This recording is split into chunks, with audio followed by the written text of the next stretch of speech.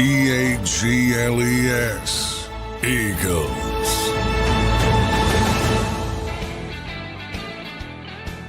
And welcome in, everybody, to a Thursday edition of Birds 365 here on JAKIB Sports. I'm your host, Zander Krause. That's my co-host, John McMullen, back with you live for another day as we track the OC search, waiting for a new offensive coordinator to land in Philadelphia. The search continues. John, day 17. How you doing on this Thursday morning, my friend? I'm hurried. Rough morning over here, so we're a little bit late. That's my fault. Don't blame it on Zander today. That's on me today. Adjustments needed to be made at the house, and they were not. So you might have to get rid of somebody. Who knows? You got to make some Much changes. like Kevin Patullo. The adjustments weren't made. All right, John, where are we, man? Let's get right into it with this Eagles. Now you got to be patient and have continuity. All right, let's get right into this Eagles search. We got plenty of topics today, but I do want to get right into the update on it for everybody. Day 17.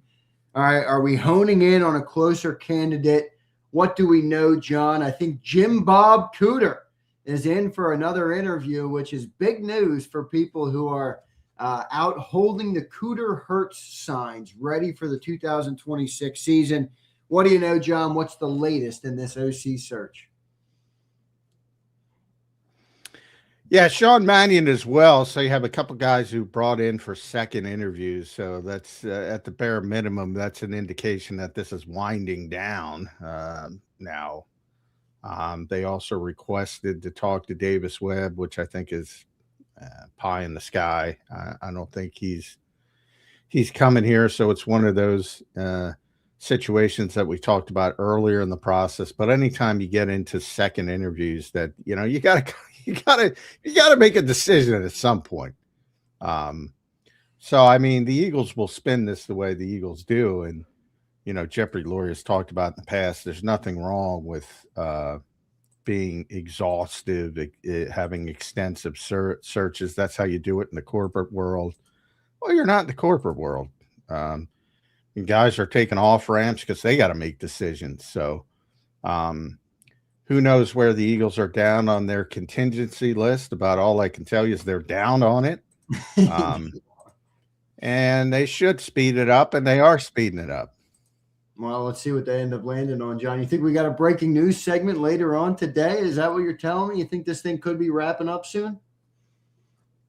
No, not that quick. And I'm on a lag again. Boy, nothing's going well. What is going on with this lag? I don't know. Yeah, your internet's holding. You normally don't freeze. Frustrated. You're freezing. Yeah, you're freezing up. Oh, man. Well, we had an internet outage. Boy, nothing. It's like the Eagles offensive coordinator search, man. It is. Just, sometimes you got to diversity. Yeah. Yeah, I at some point you got to make a decision. Yeah, there is. People make this shit out to be more than it is. At the end of the day, whatever name they pick out of the hat, he's going to go out there and he's going to do a job, and he's going to either fail or succeed on his merits. This convoluted. Oh, we got to look around. We got to get ahead of the trends of the league. Well, guess what? You're behind the trends. You were behind the trends for 5 years, but you found a way to win because you executed it. I don't give a shit about the trends. Get better. Who's the best teacher? Who can teach fundamentals? Who can teach technique? Who can get guys in position so they can do it on the field? I'm so sick of the concepts and you got to scheme people open. Find me somebody who can make players take advantage of their physical skills. Find me the teacher. I think you got bullshit coming from both sides. You got bullshit, and I'm upset because of it. You got bullshit coming from the Eagles, and you got bullshit from coming from everybody who follows the Eagles. Pick a freaking offensive coordinator. Get the best teacher to take advantage of this awesome talent you have. Teach. Scheming guys up. I didn't want to interrupt you there. You're on a run, J-Mac. You're on a run this morning. Played the same damn offense for 5 years. Beat everybody. Same stupid, dumbed down, risk-averse offense. Beat everybody. Get back to that. Has the league caught up to that offense, John? Are they right to maybe try and evolve it? Well, I've never said you don't try to evolve it, but they've been trying to evolve it the entire time. And we've been through that as well. And then they scale it back, which is fine. I have no problem. Do in the offseason, do everything you have to do to try to evolve it. And then you get to the regular season and you're trying to win the game on Sunday or whatever day you're playing on. And I have no problem with that either. This Madden mentality of joystick doesn't exist. Doesn't fucking exist. Doesn't exist.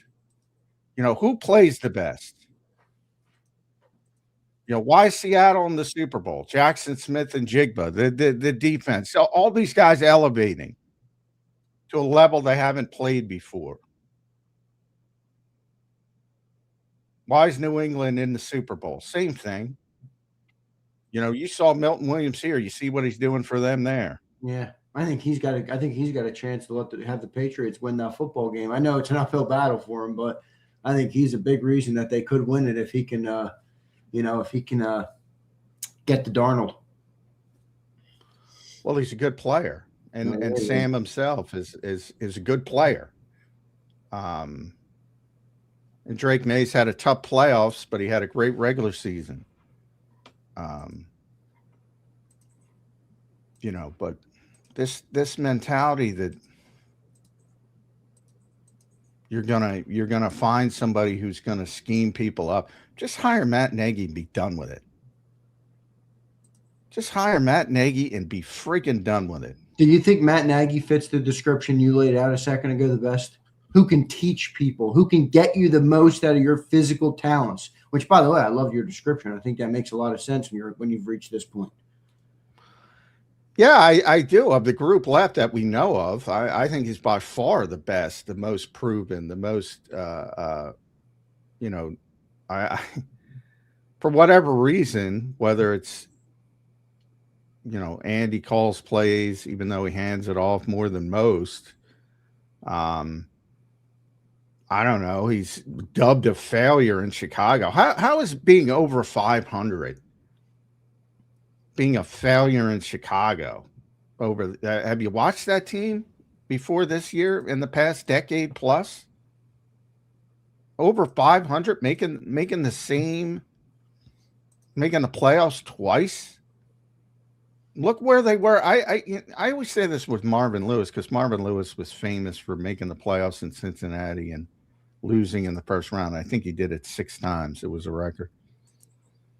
Look at Cincinnati before Marvin Lewis and look at Cincinnati after Marvin Lewis. You know, there's an upside there that it's difficult to reach because of, let's be honest, the ownership and the limitations from a financial perspective and all that kind of stuff. Now they got Joe Burrow and they have a higher upside because they might have the best quarterback in football. Why? Because they had the number 1 overall pick because they sucked for so long and they had a bunch of high draft picks. But Chicago was not good before. Obviously, Matt Nagy got there. They weren't good after he left. And when they were there, they made the playoffs twice. When he was there, and he was over 500. So to me, he's by far the most proven. Think about who you're interviewing. The most recent interview, Sean Madden's 33 years old. Yeah, maybe he's the next great coach. Who knows? But he's never called plays. He's only been a coach, as I mentioned, straight off the field. Jared Johnson and you know, the Texans quarterback coach who knows Nick and all that. And the Eagles have had long interest in working with him, and that's fine. But what has C.J. Stroud done compared to where he was? Frank Smith, it's like never called plays, offensive line guy. What are you doing? Is Stoutland retiring? Is that what Adam Schefter's bit? By the way, I listened to that. That was a fucking nothing bird. Am I the only one? I was waiting for you to bring up the nothing burger. I was cracking up at your text after the show yesterday. What the freak are people listening to? Adam's like, let me get off the freaking phone. First of all, they pay him a ton of money to do that.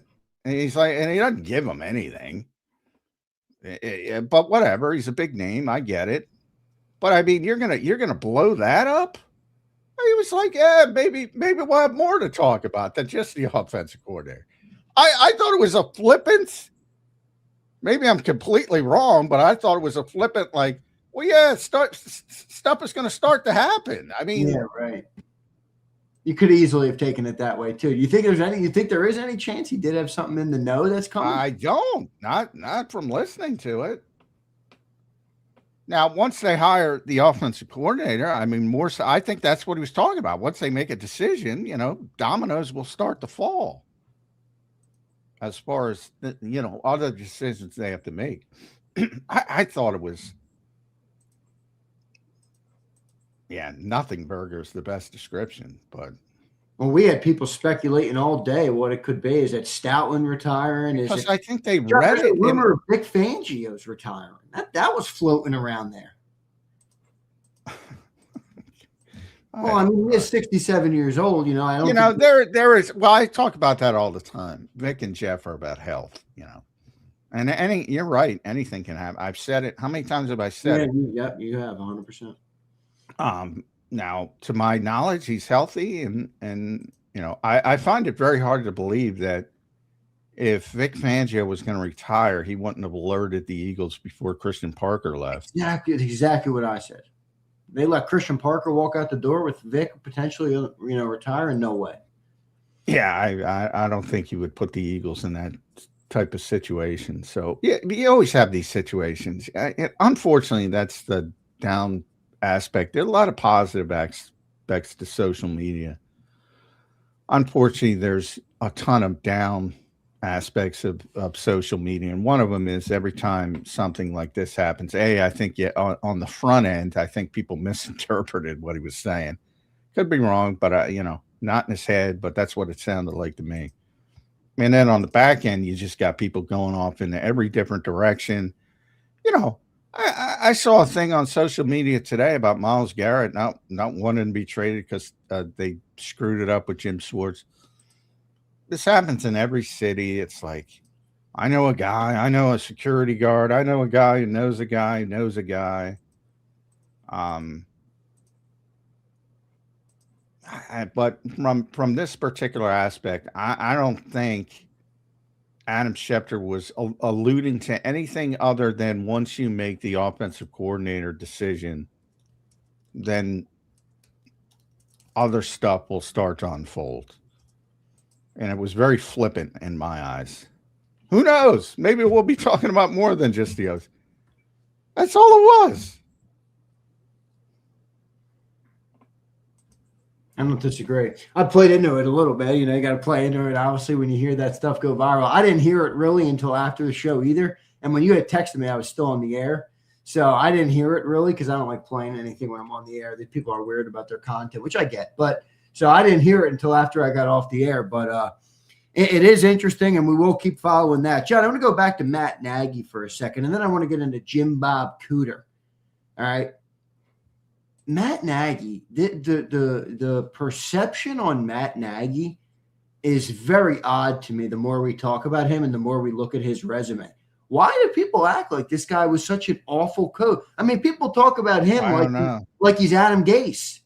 I mean, he's not. I don't know, man. It's weird. It's so weird. Is there something about his personality or something that rubs people? I don't understand. I think it's he doesn't have a bad resume. Like you said, he's above 500 in Chicago. I think it's just the mentality of Patrick Mahomes at his worst year under Matt Nagy.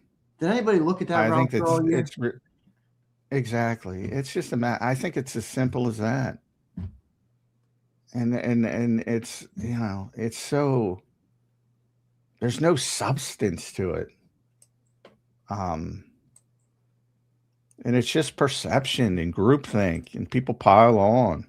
Somebody, who knows where it starts? Somebody says, "Oh, Patrick Mahomes had his worst year," and then somebody else hears it, and it's like the old shampoo commercial. They tell two friends, and and it just keeps going and going and going.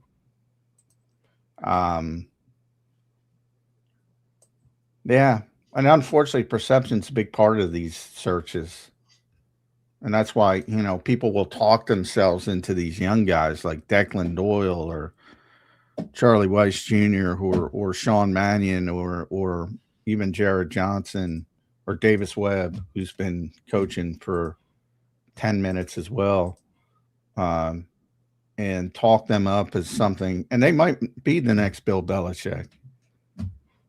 Just don't cheat, because you'll have to wait to get in the Hall of Fame for 1 year. PSI in the football keeps you out of the Hall of Fame. Congratulations on your PSI of deflation. Yeah. Super Bowls don't count anymore. Everybody fucking cheats too. That's another thing. Yeah, right. I'm glad Seth Wickersham, the great investigative reporter for ESPN, he and Don Van Natta, in my opinion, are the best investigative reporters currently. He wrote a book. I'm glad he put it out there, because he was talking about, he had talked to Mike Shanahan, who, Mike always comes up this time of year because so much of the modern coaching tree comes from him, really. We talk about Kyle, but it really comes from him. So he had talked to him when he wrote his book about Spygate, and he had Roger Goodell was calling people in the industry like Mike Shanahan, and Goodell asked him, "What's going on here?" And Shanahan's answer was, I love this. "I wish I had thought to videotape signals. I'm disappointed in myself." He's like, he admitted, because he's wildly successful too, so he doesn't have as much jealousy as some of the other guys.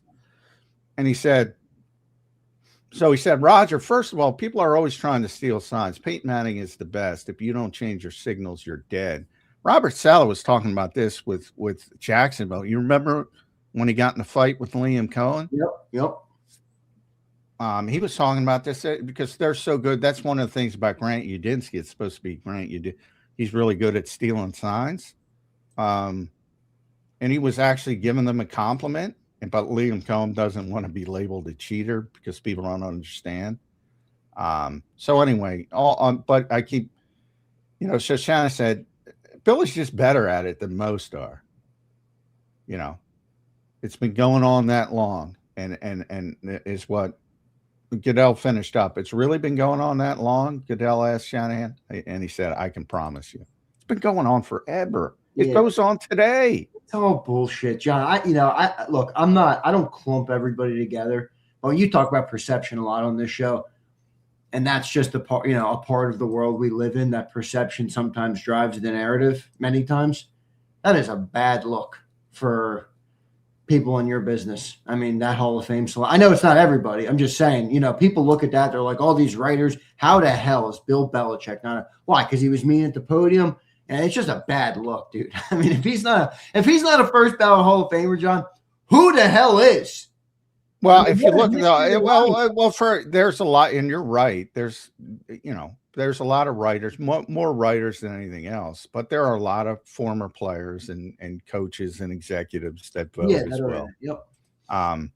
It's a bad look for anybody who doesn't understand that. Now, I think that it's worse for someone, and we don't know. Bill Polian says, "I don't remember." Give me a break. He sounds like a lion. Give me a break. You don't remember. But let's say Bill Polian. Now it's worse for him because he knows better. He's just jealous. Yeah, right. Now it's a bad look for the media people who don't know what I just explained with Mike Shanahan. And look, that's, if you don't have that base knowledge of the industry, you probably shouldn't have that vote. I'll be honest, but I think most of them know. Most of them, voted for No, Bill it's not to say Belichick. it's everybody, but the fact, I mean, there was 10 at least. Yeah. There was 10 at least. I mean, actually 11. Well, then you have to pile on. It's like I don't like the way they do it is, certain guy, like every city has a Hall of Fame. If you boil it down to just the players, here it's our old buddy Paul Domowitch. Everybody has a presenter, and you got to present the case. I'm like, why do you have to present a case? But then it comes down to, who's doing a good job presenting the case. Right. Now, there's certain slam dunk like Jerry Rice or, Yeah, exactly. who Bill cares? Belichick, how about that Yeah. as a slam dunk? Yeah. But the guys with no political issues, even if you just boil it down to that,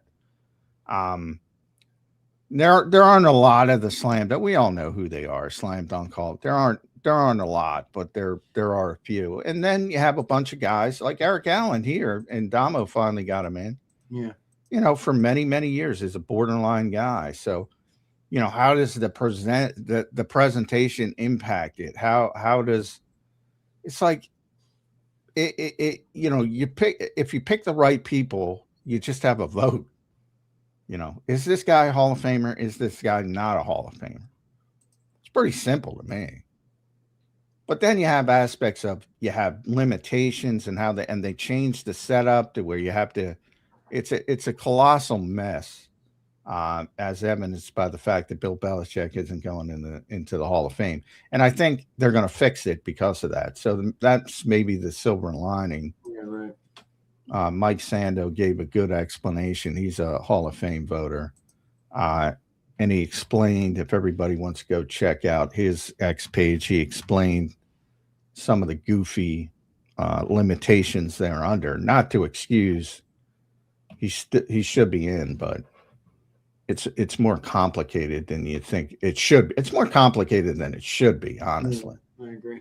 John, we'll get into that a little bit later on. I want to go back to real quick this OC search. I want to ask you something here, because I appreciated your passionate plea to the Eagles to start the show today. It was good. The way I look at it, is I don't want the Eagles to not hire one of these young guys if they feel they're the right guy, but they're afraid of the perception because somebody who is a first-time play caller just failed. I think that's a losing mentality. I mean, how many guys that get hired that aren't a first-time play caller failed? How many guys fail that have been calling plays for a long time? And then how many good young offensive coordinators do you see come up that have never called? But Ben Johnson, once upon a time, he never called plays. And I think I don't want the Eagles to rule that out. And then secondly, I think they do because of the Jeffrey Lurie impatience. If you constantly feel like you have a saw over your head and one bad move and you're getting, your head cut off, you're going to move differently than if you felt like you had room to operate, build, and do it the right way. Part of me feels like Nick Sirianni's under this microscope, not from fans, from the owner. I mean, you heard that report. He almost got fired in week 4. He almost got fired after 23. He almost gets fired every time he does anything wrong, despite being one of the most winningest coaches in the first 6 years of his career in history, or 5 years of his career. I feel like that's one of the reasons that he's maybe not making the decision that he wants to make, if he's able to make the decision himself in the first place. But you think there's any truth to that? Well, I said yesterday, to me, there's a whole lot of reasons why they haven't been able to lock down a coordinator. But the top of the I called it the eye of the storm, is the impatience of Jeffrey Lurie, in my opinion. So I mean, and again, there's little trickles of personnel, aging, coaching staff, quarterback, environment, taxes, finances, fan base, all of it's a part of it. But I think the eye of the storm is Jeffrey Lurie's impatience,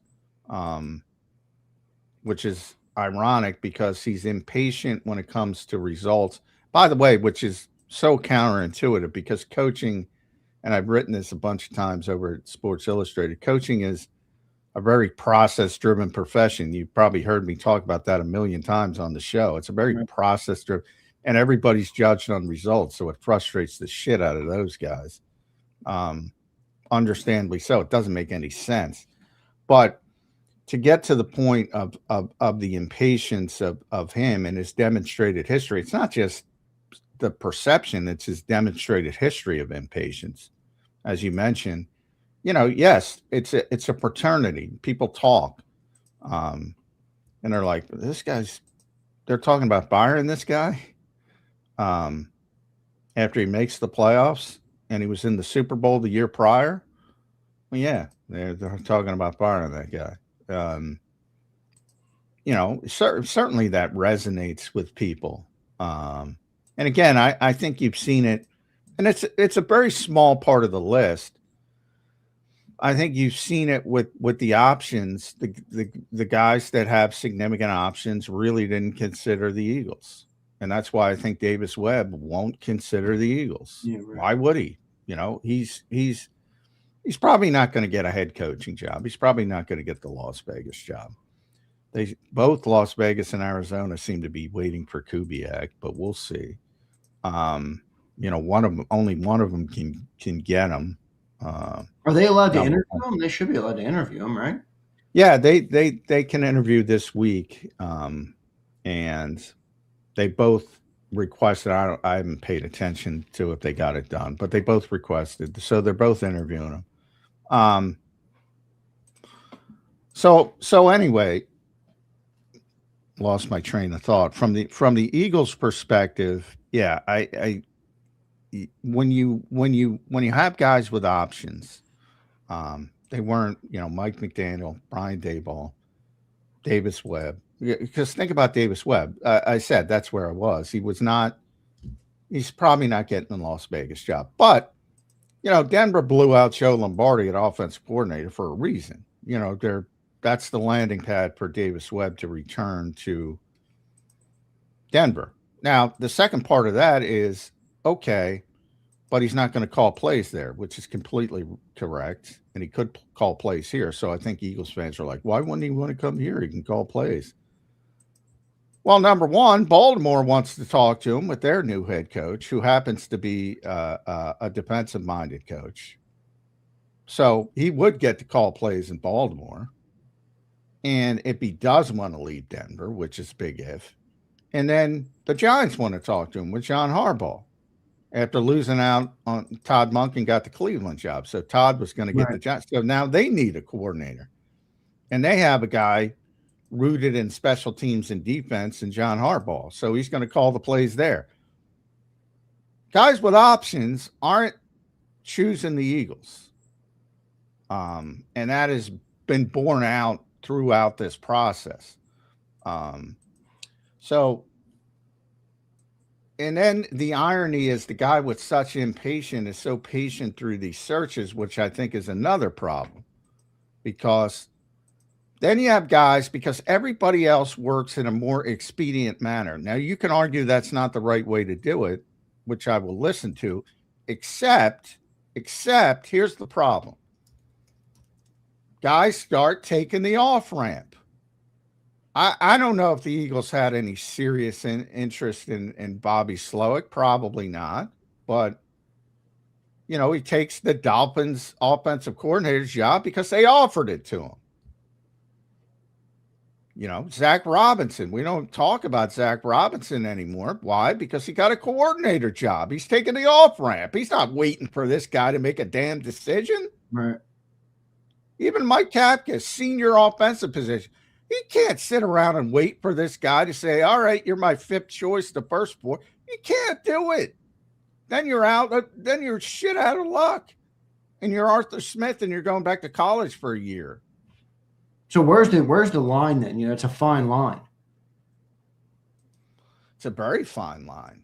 The one thing about this, wherever it lands, and again, whomever they hire, I'm not going to say Matt Nagy's better.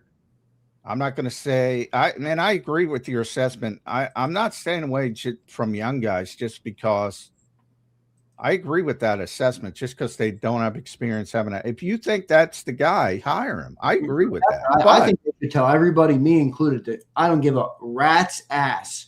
We're going to hire. I agree. I agree with that sentiment, but what I will say is that, you can't expect everybody to wait for you in a competitive industry. And, you know, my assumption is his explanation, well, I'm not in love with these guys, so if we lose them, we lose them, which is great. All right. Well, you're going to keep going down the list, and maybe you find everybody's going to point to, well, they found Andy Reid, and Mike Gill did it yesterday on the show. Well, they found Doug Peterson. Well, they found Nick Sirianni. That to me is the old causation dilemma.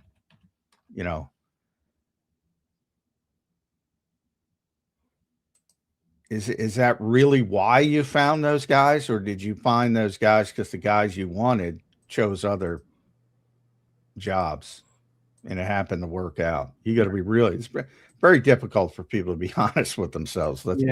You say that all the time. It's very true. John, what do you think of Jim Bob? I mean, he did get it. He got a second interview now, right? Jim Bob. Yeah. That's getting more real. Do you think he fits the description that you mentioned earlier? Who can teach players? Who can get the most out of their physical skill sets? Do you think he, checks that box? And if he doesn't or does, how do you think he compares to a guy like Matt Nagy, who maybe might be the two candidates who could be the leaders in the clubhouse for the job at this point? Tough to tell, but that's what it might seem like. Well, yeah, I don't know if Matt's a leader. That's just that's just the avenue I would go. The guys we know who've had second interviews are only two, and that's Sean Mannion and Jim Bob Cooter. I always thought I said when his name first came out, it's completely unfair, but I don't know how you sell it. Again, we go back to optics and perception, which really isn't that important, because he's a friend of Nick Sirianni, and you're going to get all the stories right away. Well, you're coming off Nick Sirianni's friend and you're hiring Nick Sirianni's friend. You're going to get all that. So I never took his candidacy that seriously because of that. But the first thing I said is that's completely unfair. But I always say, yeah, it is unfair, but life's not fair. And I don't know how they hire him and sell it. And I'm still at that position, because they are going to get a shitload of, and again, I'll say it again, completely unfair. What are you doing? You're hiring another Nick Sirianni friend? I mean, that's coming at you like a Mack truck. Yeah, I hear you. I mean, you think too much to the point where they won't go down the Jim Bob Cooter route? Well, I thought they'd never consider it, so it's gotten farther than I thought it would go. So I would applaud them for ignoring it. If that's the guy they want, hire him. I say I any of these names. If that's the guy you want, if that's the guy you believe in, hire him. But I think the other stuff will be, I mean, their own flagship radio station is going to be talking about it nonstop. Oh, another Nick Sirianni friend. I guarantee it. If the Eagles ran themselves on WIP and JAKIB, I mean, yeah. I hate that mentality. I do. Well, they know I'm going to be. They know I'm going to be fair. Those guys aren't going to be fair. That's why I'm making them aware. Who cares, man? You're one of the most successful organizations in the 21st century. Fuck you listening to dudes on the radio. I mean, come on. What are you listening to me for? I'm not saying. Come on. No, I know what you're saying. I know you're not. I'm just telling them, if they're listening, dude, we cover you. By no means am I objectively saying they're listening. Oh, so and so on WIP said this, so we're not doing this. No, I know, but it's subconscious. It's almost impossible to avoid. It's like I said, the minute I heard the name, that's where I went. Yeah, right. And certainly they're going to think that same way, whether they try to alleviate it as much as possible, and I think they will. I just think it's a very difficult sell in a very difficult market, which is completely unfair, but that's the reality of the situation. We'll see, John. We'll see what happens. All right, good stuff. I want to thank everybody for being here this morning. Appreciate all of you guys. As always, don't forget to hit that like button. Don't forget to subscribe to the channel if you're not already. We appreciate all you guys for being here. John, I want to turn the page. I want to go to something I've seen talked about in Eagle Land.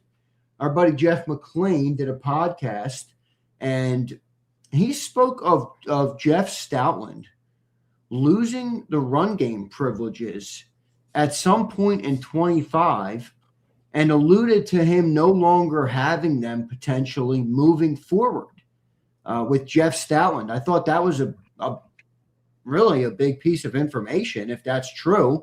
And what do you make of that? And what, I don't know if you heard what Jeff McLean had to say or you saw anything on it, but your thoughts on that and your thoughts on Jeff Stoutland and his role on this team moving forward.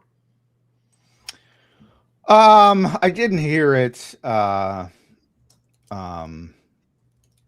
had not heard that he had his run game coordinating duties removed. So if that is the case, that's the first I've heard of it. I will say, okay. Of all the title, I always make fun of, there's an old Cheers episode. I've told this story. You're too young, but one of the great sitcoms of all time. And they did an episode where everybody wanted raises and the manager of the bar couldn't give them raises. So she gave them titles and everybody was happy. That's a fun. But that's how I feel about NFL coaching. And you have all these new, relatively, run game coordinator being one of them. These things didn't exist 20 years ago, even probably 15 years ago. And then you have defensive pass game coordinator, even lesser. That didn't exist 10 years ago. And, assistant head coach didn't exist. Associate head coach didn't exist.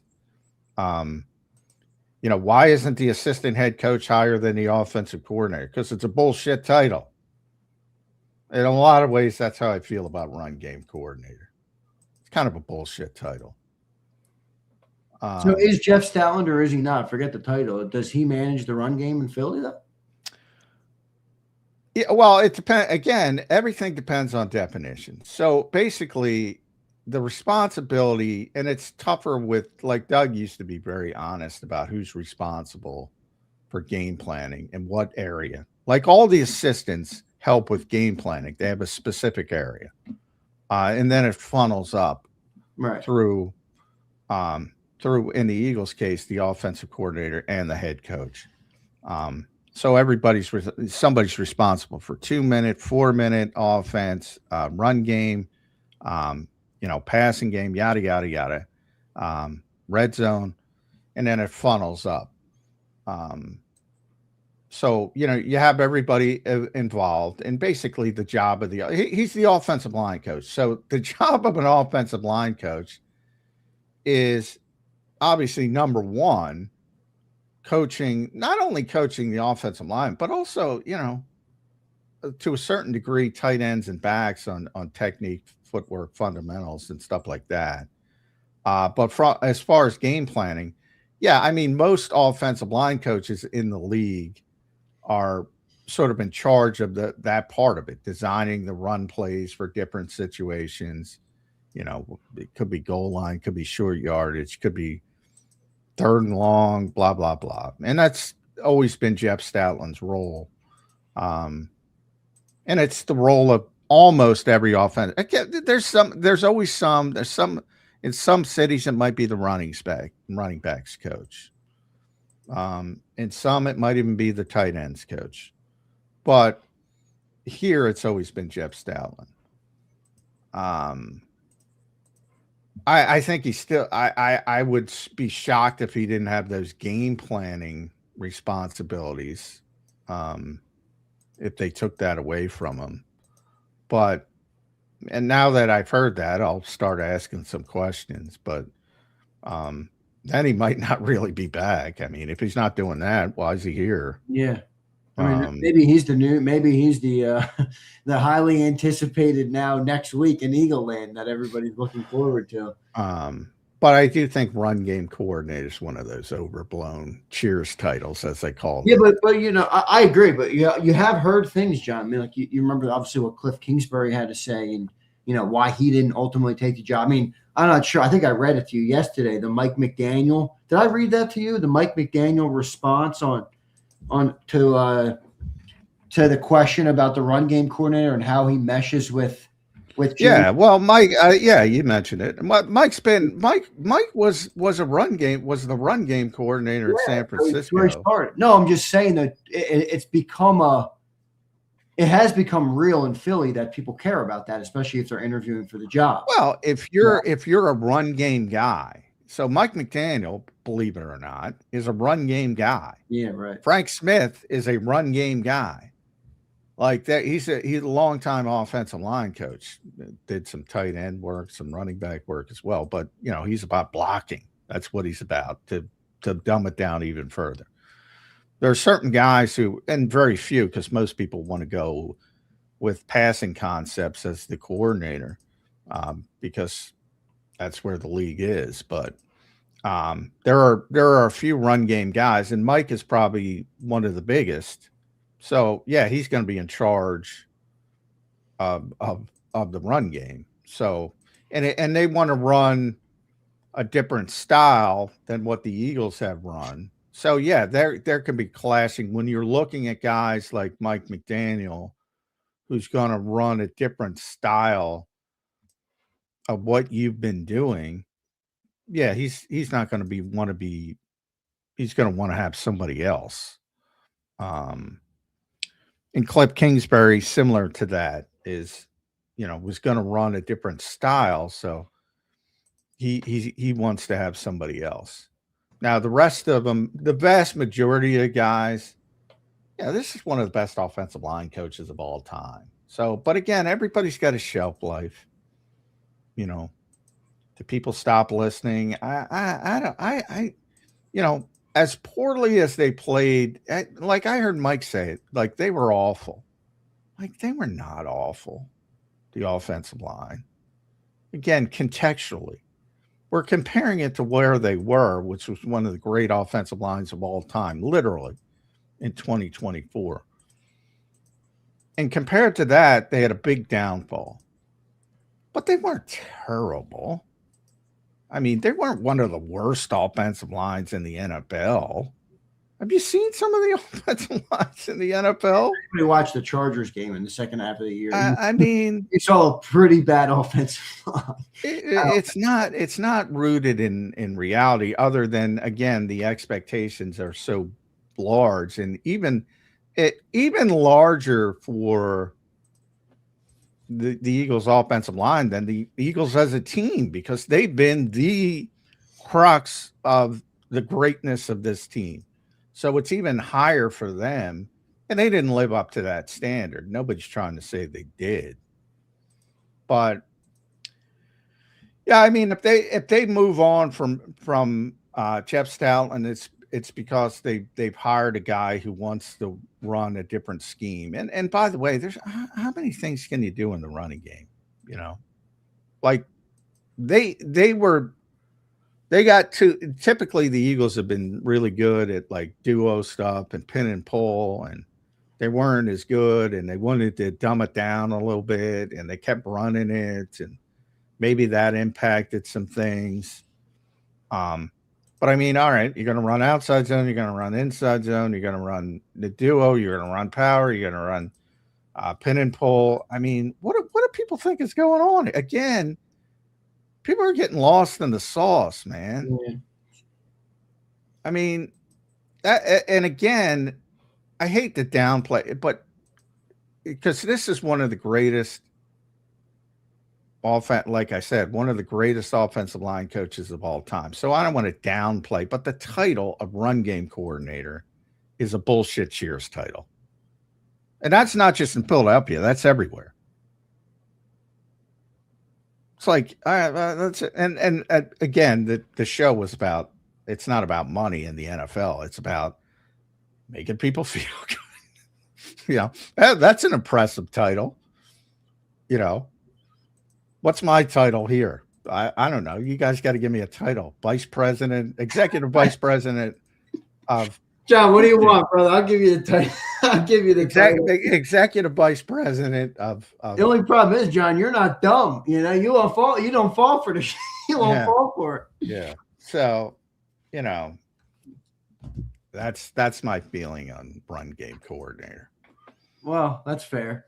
Do you think there's any, do you think this has some ramifications, though, with Jeff Stoutland? I mean, look, I think your point on that is well taken. But if the report is true on from Jeff McLean on Jeff Stoutland, what kind of impact will that have on the team? Well, I think everybody is waiting, and that's another thing, which is I think all the assistant coaches are waiting to see if they're going to be back. Like, I think you can see more upheaval on the offensive side of the football specifically. Now, defense, there's upheaval because guys are leaving for better jobs. On the offensive side, you have to wait for the offensive coordinator, how much autonomy they give him to pick his own assistants, which Kellen Moore, the last time this happened, didn't have a lot. Jeff doesn't even know if he's going to be back. And I would say the same thing for Jamal Singleton and Aaron Moorhead and Jason Michael, all the long time position coaches on offense. They're at the behest of, Aaron Moorhead's a perfect example of this because he was here for the last year of Doug. He came in, so he came in. Nick Sirianni didn't want him, but they hired late. They couldn't find a wide receiver coach, and they brought him back, and he won Nick Sirianni over, and he's still here. That's the life of in a way. They got these position coaches really in a bad spot right now. Oh yeah, but terrible spot. Terrible spot. I mean, they got to wait it out. That they don't know if they're going to be here. It's like their whole family's on edge. I mean, geez. Oh yeah, it's a tough profession, man. It really is. Yeah. But I mean, they'll get jobs, but the tough, it's going to be limited, as guys start to and you see it all over, not only with it's a higher level of coordinator, but that's why guys are taking the off ramp, as I explain it. They need jobs. They can't wait for you.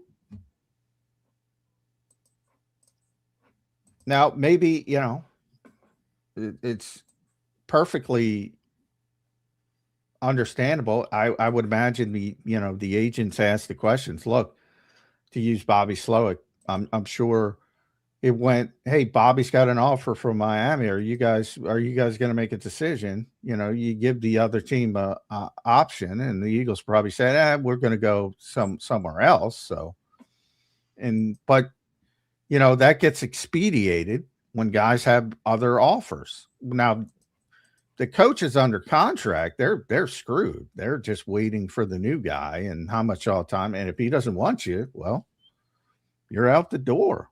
And that includes Jeff Stoutland. Jeff thought he was out the door when Nick was coming in. Bruce Feldman is one of the best reporters in this country. Reported he was going back to Alabama. I don't know if you remember that. Like he was out the door. And his wife had a large part of him staying as well because she didn't want to move. But yeah, I mean, it's happened before, and it's very rare that Jeff Stoutland has gone through Chip Kelly. He's gone through it all. Chip Kelly got him here. Yeah, one of the best things Chip Kelly ever did. Him and Lane Johnson. Yeah. Well, Lane, he wanted to take Deion Jordan. Miami screwed him. Well, it worked out. Yeah. Did work out, to say the least. But with Stoutland, yeah, he brought him here, and think about that. Think about all those coaches he's lasted through. It's very rare. Yeah, it's an interesting dynamic. All right, so we'll see what happens with Jeff Stoutland in the run game coordinator, and if he is back or he is not. I think there's a potential for some big changes maybe coming on the offensive staff. When you listen to John break it down, there it is a complex thing with the new coordinator coming in. John, I'm going to echo your first 3 minutes. Come on, hire somebody already, man. We're ready for this. So let's see what they end up doing if they do get there. John, we got plenty of stuff to talk about today with where everything is going, obviously, and there's a whole lot. Stolen this today. I meant to ask. I was so backed up. He never answered me yesterday. I don't know if my email didn't go, so I never heard from him. But we'll get him on soon. We'll get him on. We don't have him today. All right. All right. I want to look at some free agents, John. Who is the number one free agent for this Eagles team this year, man? Is it Jalen Phillips? Yeah. And that's unless you can get something better.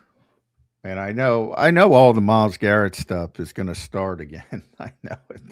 I just know it because of what's going on in Cleveland, and they kind of dick Jim Schwartz over. Yeah, that's not going to make. They don't do anything right. That organization. That's not going to make.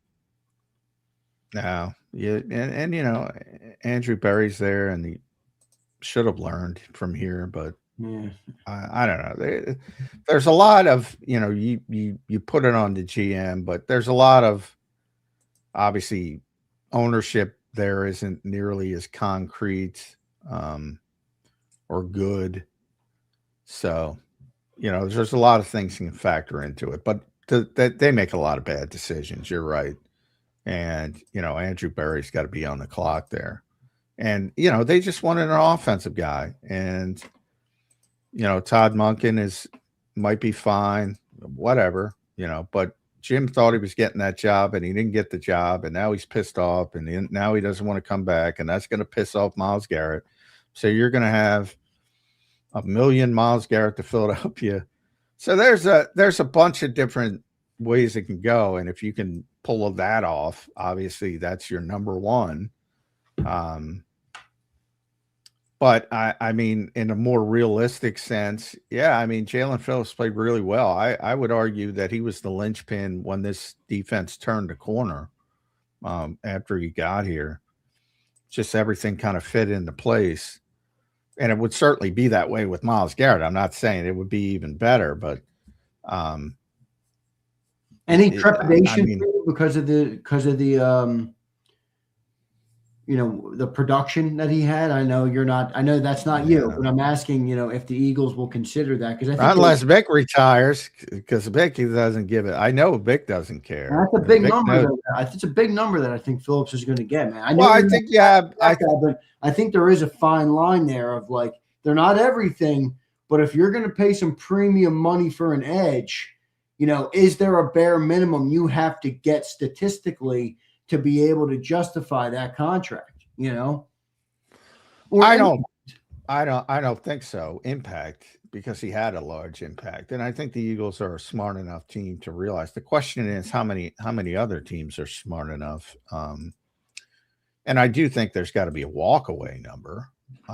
What do you think that is? What do you think the walkaway number is? I mean, it's tough to gauge without seeing where the cap is going, how much the cap is going up. But I'm 25. I probably wouldn't go above 25. I know that. So if you get to 27, somewhere that, yeah, I'm out. But you got to have a contingency as well. And from the standpoint of, I do think things have lightened up. We're all under the presumption, and we all jumped the gun, and I put myself in this category that, well, they're going to have to pay Nolan Smith a lot of money. They're going to have to pay, Jalen Carter maybe at the top of the food Well, chain. it's not all presumption. Remember what Howie said last year. Part of the maintenance offseason was preparing for some of these contracts. Well, yeah, but things change quickly. Yeah. I mean, guys are getting paid, but they might be different guys than you expected. In other words, it might be Jalen Phillips getting paid instead of Nolan Smith. Yeah, that's true. Or It Jalen might be- Carter. I still think the Jalen Carter deal might. Well, Jalen Carter's getting paid. There's no doubt about that. But I don't think he's going to be top of the food chain. I don't think he's going to be the highest paid defensive player of all time anymore, like I thought he was going to be. Well, do you think he's going to get paid soon? Because here's my perspective on it, or at least just my thought process. If they've identified they want him long term, which the Eagles probably have, even if he didn't play what people thought he would be this year, they're going to pay him because they're not going to let it get more expensive. Then you look at, all right, so when would that be? That would probably be this summer. Then you look at the summer and you look at his agent, Drew Rosenhaus, who was all over the field like every pregame, it felt like this year, which was, weird, but that's the way Drew does his business. Do they want to pay him early so that he'll go and get the surgery if he needs it on his shoulders? Because if I'm Drew Rosenhaus and you're trying to maximize his deal, do they want to put him under the knife, right before doing that? Is that a part of it? Is that business side of it a part of the Jalen Carter? Well, I'm not sure because of what happened this year, because of the shoulders. I mean, I don't think they're going to wait for him to go under that because everybody knows something's wrong and something's got to be fixed. But maybe it makes him want to give him less money, Well, yeah, I think he is getting less money from and that's my point. I think it's possible the Eagles even wait to see how he comes back. Right. Like they have time. You exercise his option. They did this with Jordan Davis. They have that time.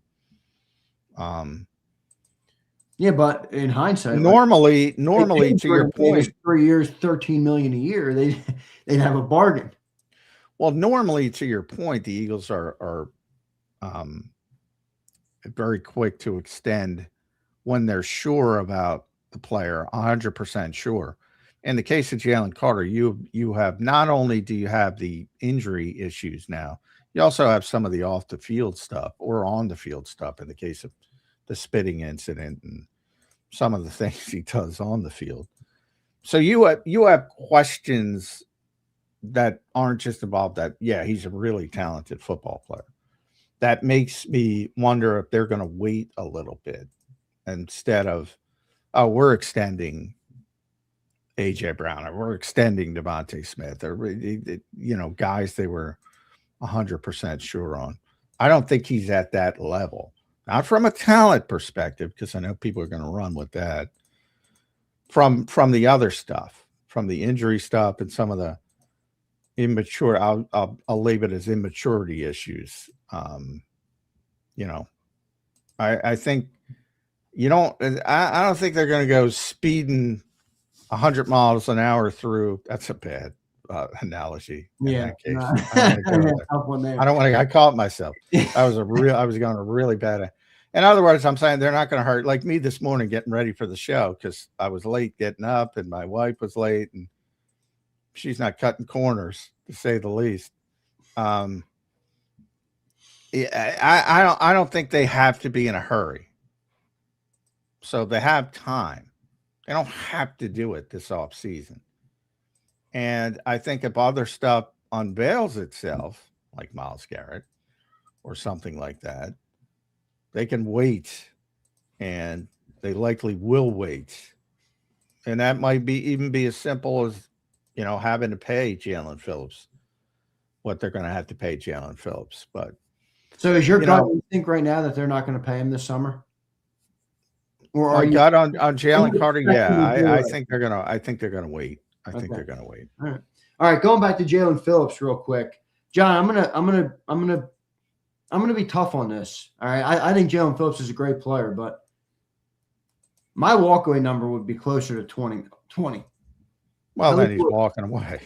And he's walking away. I mean, that's fine. Josh Sweat walked for $18 million. I mean, Josh Sweat was one of the better ends in football this year. I agree, but they think higher of Jalen Phillips than Josh Sweat. They do. Maybe it's not fair, but they do. Part of it's Vic, and Vic loves the player. So, maybe Vic retires next week and it doesn't matter. If Vic retires next week and they let the Cowboys get Christian Parker, what an egregious miss that would be. That would be an egregious miss. Now, I don't think Vic's retiring, but yeah, but things change quickly in this league, as I point out. John, he's got what? What does he have? He had an Achilles and an ACL. Is that right? Yeah, it definitely had an ACL. I know he had the Achilles too. I'm pretty sure he had the Achilles. Yeah, he's proven he's back. He's, like I said, that's like, it's what doctors are for. I quote Landon Dickerson again, and he's proven he's back to playing at a high level. Now, will he get hurt again? Yeah, I mean, maybe. But you can't operate that way. The teams that use injuries, and like I said it with Jalen Carter, they generally use it as excuses for wanting to hold off from making a bold decision. In the case of Jalen Phillips, like if he was coming off an ACL or an Achilles or a torn patellar tendon like Nakobe, you use it as an excuse. Well, we got to wait and see. When you perform at the level that he did, and he's only 27, I think, and he's proven that he can play at a high level,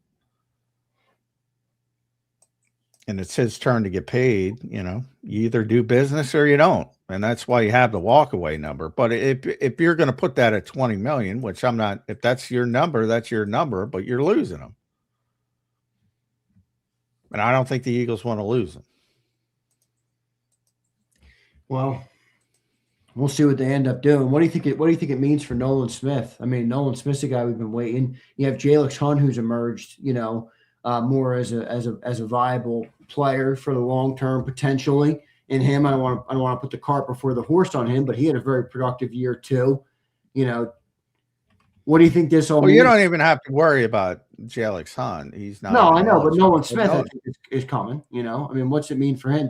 Is he a? Well, yeah. I mean, no, you're waiting on Nolan Smith. I know. I mean, there's no question. He's trying to extract value. If you're paying Phillips and you're paying Carter and you're paying Davis, I don't really think there's any chance they're paying Nolan.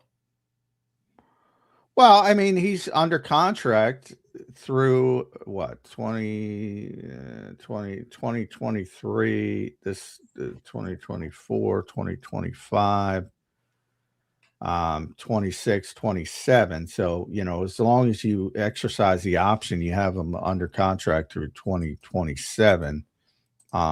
So again, you have time. He's got to wait. I mean, he's got to wait. He's got to play better.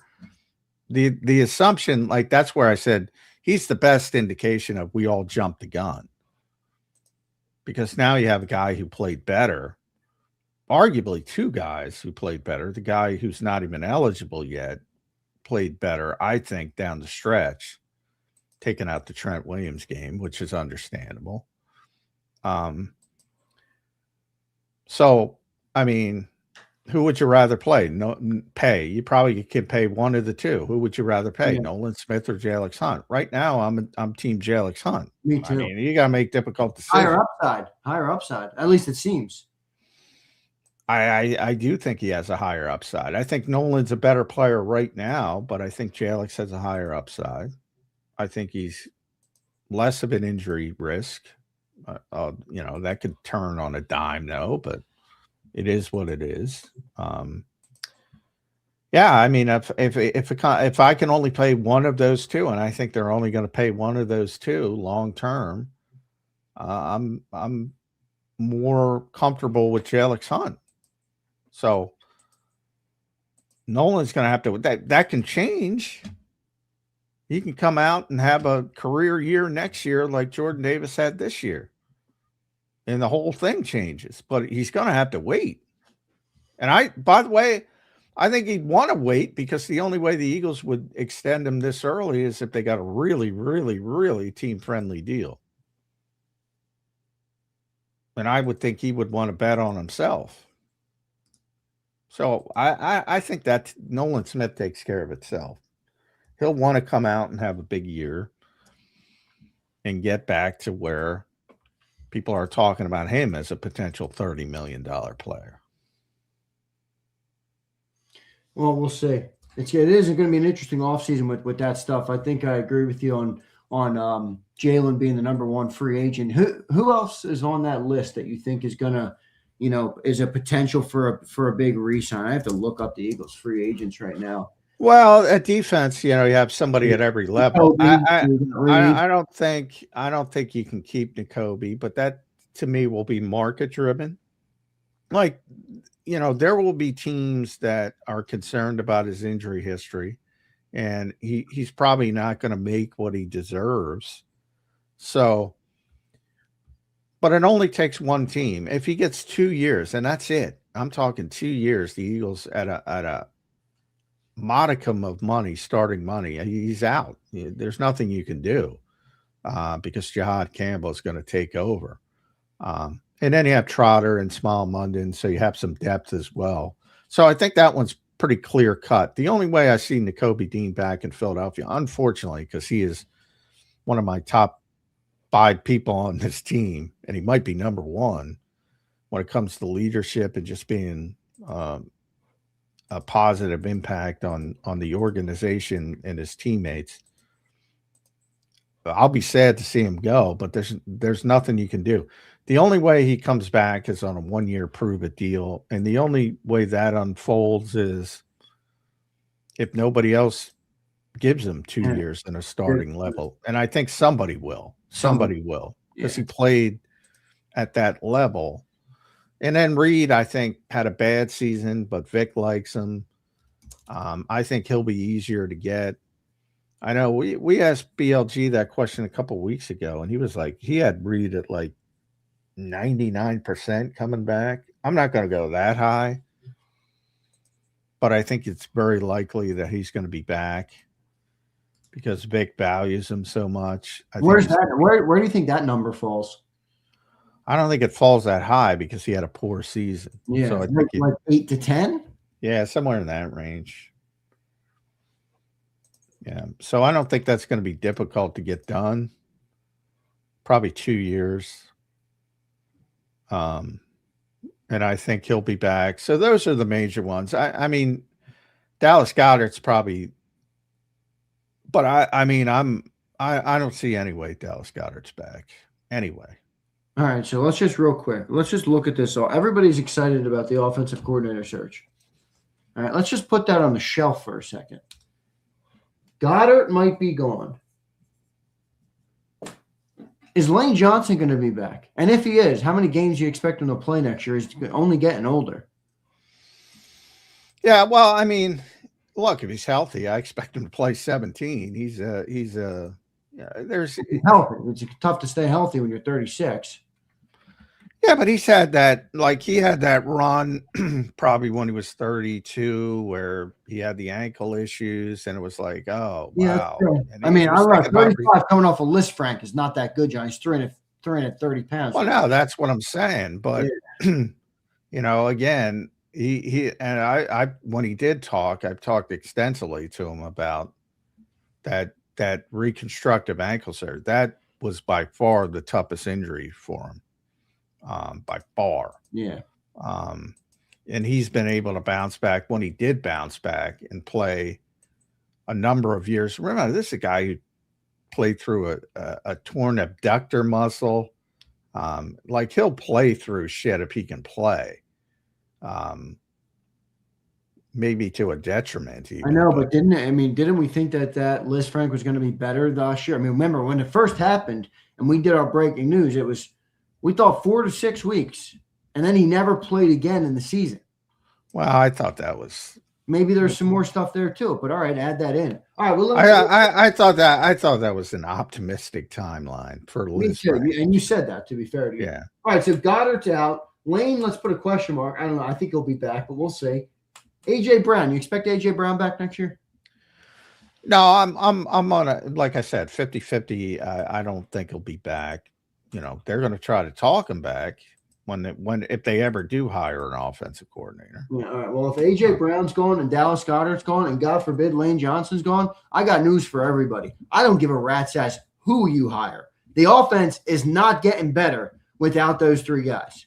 And you're not replacing them with guys that are as good as those three. There's no way you replace AJ Brown and Dallas Goedert. Well, you got to bring. I mean, you got to bring people in. If they draft a kid from Oregon, Sadiq. Do you think drafting a guy is going to replace one of those guys? Well, I think in the long term, maybe. What about 26? Well, it depends who it is. I think Sadiq would make them better. Could potentially make them better right away if they use him correctly. You think he's an option for them in the draft? Yeah, I think he's going to be in the 20-ish range. Yeah, but will they use a first-round pick on a tight end, you think?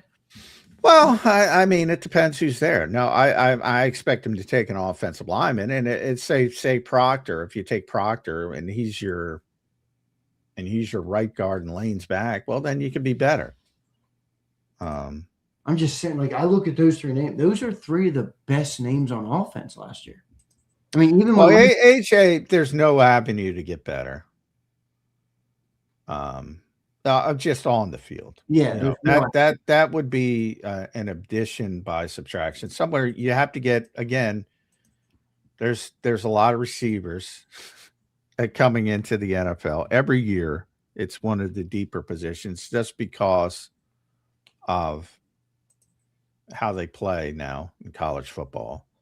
And so I can't imagine they would take a wide receiver in the first round because they have greater needs. But people have been wanting to see if could Devontae Smith be a number one or something like that. Well, maybe he can. Maybe he can turn in. Remember, in Seattle, DJ Metcalf was number one. DK Metcalf was number one, and Jackson Smith and Jigba was number two. Why? Well, reputation and experience, and he'd been there longer. And then all of a sudden they trade him, and look at JSN. It's the best receiver in football. With the elevated opportunities. Could that happen with Devontae Smith? And then you start looking at, and I'm just pulling up the big board here yet. And I haven't gotten that deep into it, but you start talking about round 2 and round 3, Chris Bell, Jeremy Bernard, Omar Cooper, Elijah Sarrett, CJ Daniels, Chris Brazil. There's a ton of receivers. You draft one of those guys, they're not going to be AJ Brown, but maybe they're impactful. I said if you look at this draft, I mean, it's not like we get AJ. We get the max value out of AJ Brown to begin with. So, I mean, if he's worth whatever you think he's worth, we get 60% of that value maybe in our offense. Well, you can't just roll out Darius Cooper and say he's my replacement for AJ Brown. You have to get somebody. I saw Daniel Jeremiah put out, he's got a lot of receivers in his top. So, well, they do. I mean, last year, and I brought it up. I know I brought it up when we were talking. I think when we were talking to Devin Jackson. Last year, I'm just going last year. Second round receivers, Jaden Higgins, pretty stinking good. Luther Burden, phenomenal. That guy is very talented. Trey Harris, he was okay. Jack Beck, bad team, but he's got talent. And then you go to the third round, Kyle Williams, who plays, Isaac Tesla, who I love and I think doesn't play enough.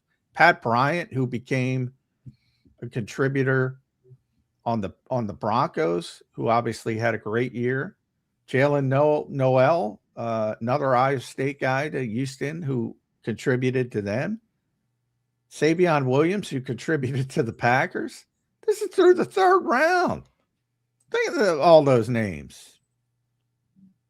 So, yeah, you're going to lose people, but you're also going to add people. I think people forget that. Yeah, you do. It's just, you don't often add guys of those caliber. You don't often get that type of value in year one from them, especially Well, in the draft. if there's any place in the modern NFL or in the draft where you're going to get it, it's wide receiver. Literally, that's where you're going to, and corner. In this offense, though, I mean, Well, yeah, Justin that's a Jefferson, different. yeah, there's guys that go to offenses and there's also a lot of guys who come out, John, that don't live up to it. I'm not talking about production. I'm talking about good players. I'm Right. talking about Fielding good players on the field. I got you. yeah. And I'm just saying, you can get if there's any position where you can get a meaningful piece right away in rounds 2 and 3, wide receivers number 1. All right, we'll see what happens there. All right, we'll close up with Phillips because that's where we started. I want you to make an early prediction, which you reserve the right to change. A Jalen Phillips contract in Philly will look like what? Well, every contract looks the same way. I think he'll get. I think he'll get to a third year contract. there's going to be a bunch of voidable years. That's just the way they do business. But almost every contract that's not a quarterback contract will be able to get out of after the second year or so. I don't worry about that. But and this is the one thing. And I know you probably don't like this, but this is one thing I'm trying to teach people and I've been trying, and it doesn't work. But you'll get to the two things: legal negotiating period. Legal tampering is an oxymoron. Legal negotiating period. And you'll see all the agent-driven numbers, and they're all bullshit. Don't pay. I mean, I don't know how many times they're all bullshit. Every single one of them. So it'll look like 5 years, 100, 25 million, and it will be bullshit. It will be a glorified 2-year deal with an out, with a bunch of voidable years on the back end. It'll be very low cap. It'll be very cap friendly in the first 2 years, and then it'll have huge cap numbers later. You say, how are they going to do? Well, they're going to renegotiate the deal if it's going well. So that's what it will look like, which I know is not what you want. No, I want you to give me a number. What's the average annual value? Give it to me in stupid. The average annual value is $25 million. That's what I said. But oh man, so you got what? You got 3 years, 75 million. Is that fair? Well, no, I think it'll be. I think it'll be 5 years. 5 for a guy with an ACL and an Achilles. But it's not real. It's not a real 5. Like, why do people get upset by it? It's not real. I know. He's gonna be one of the. But it's not. If it's not real, it's not real. It's not real. But it will be pushed out as that. He's going to be one of the top. So what you're telling me, John, is it's like the title thing. All they want is all they want is to be able to tweet. Well, no, and it's not quite, because they're getting the important number is the guaranteed money. That's the important number. All right, what you think might be around what area? That'll be, $50 million, 60-ish. That's obviously real, and that's all that matters. So you got 5 for 125 with 60 M guaranteed. Yeah, I mean, I haven't looked at it. I got to look at the other edge guys league wide. I don't think there's a ton of edge guys. That's part of it, but I haven't really looked at it yet. I got 3 for 60 for Jalen Phillips. Well, I don't think you're getting them for that. That's what I mean. Look, I could have a complete. I haven't done, like I said, I haven't done a lot of. I've been so bogged down in freaking bullshit offensive coordinator stuff. I haven't even gotten into the next draft. week. We dive into the draft deep. Next week is a draft week here on Birds 365. So I'm just trying to pull up the edge rushers. So Trey Hendrickson, he's voidable. Khalil Mack is old. Well, so is Trey. Hassan Reddick is 32. Joey Bosa is 31. Malcolm Kuntz is going to be interesting. He's only 28. You got to look at the age. You got to look. Not a lot of. Yeah, I mean that's where Jalen Phillips is operating from a position of strength. I mean, there aren't any 27-year-old edge rushers scheduled to be free agents in his at his level. I mean, Malcolm Kuntz is 28. Yetur Gross-Matos is 28. I mean, these aren't difference makers. Joseph Asai, DJ Wanham's 29. AJ Epinesa, he might get paid. That dude, he's pretty good, but not to Phillips's level. He's 28. Joe Tryon-Shonkey, he's not done anything. I mean, Nick Benito got 4 years, 106. Yeah, so 25.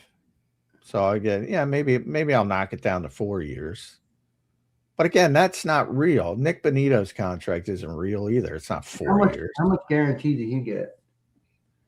He had $70 million guaranteed. Yeah. So remember, and it's going to go up probably 10%, the cap minimum.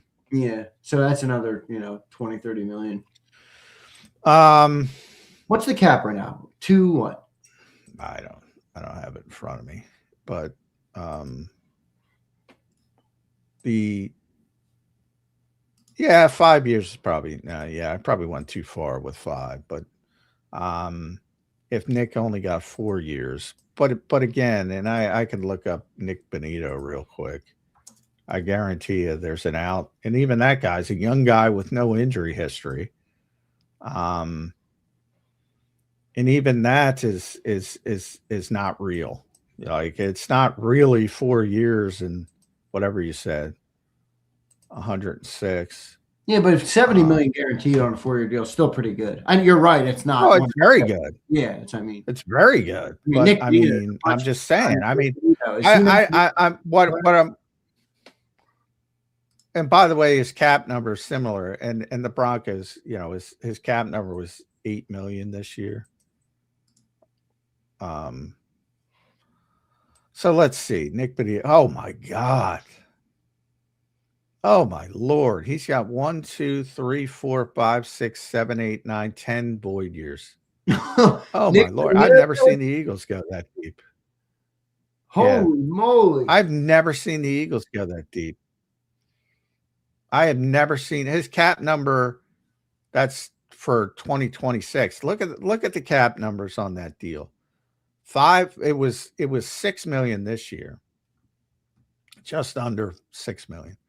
8.4 next year. Yeah. 2027, 13.6.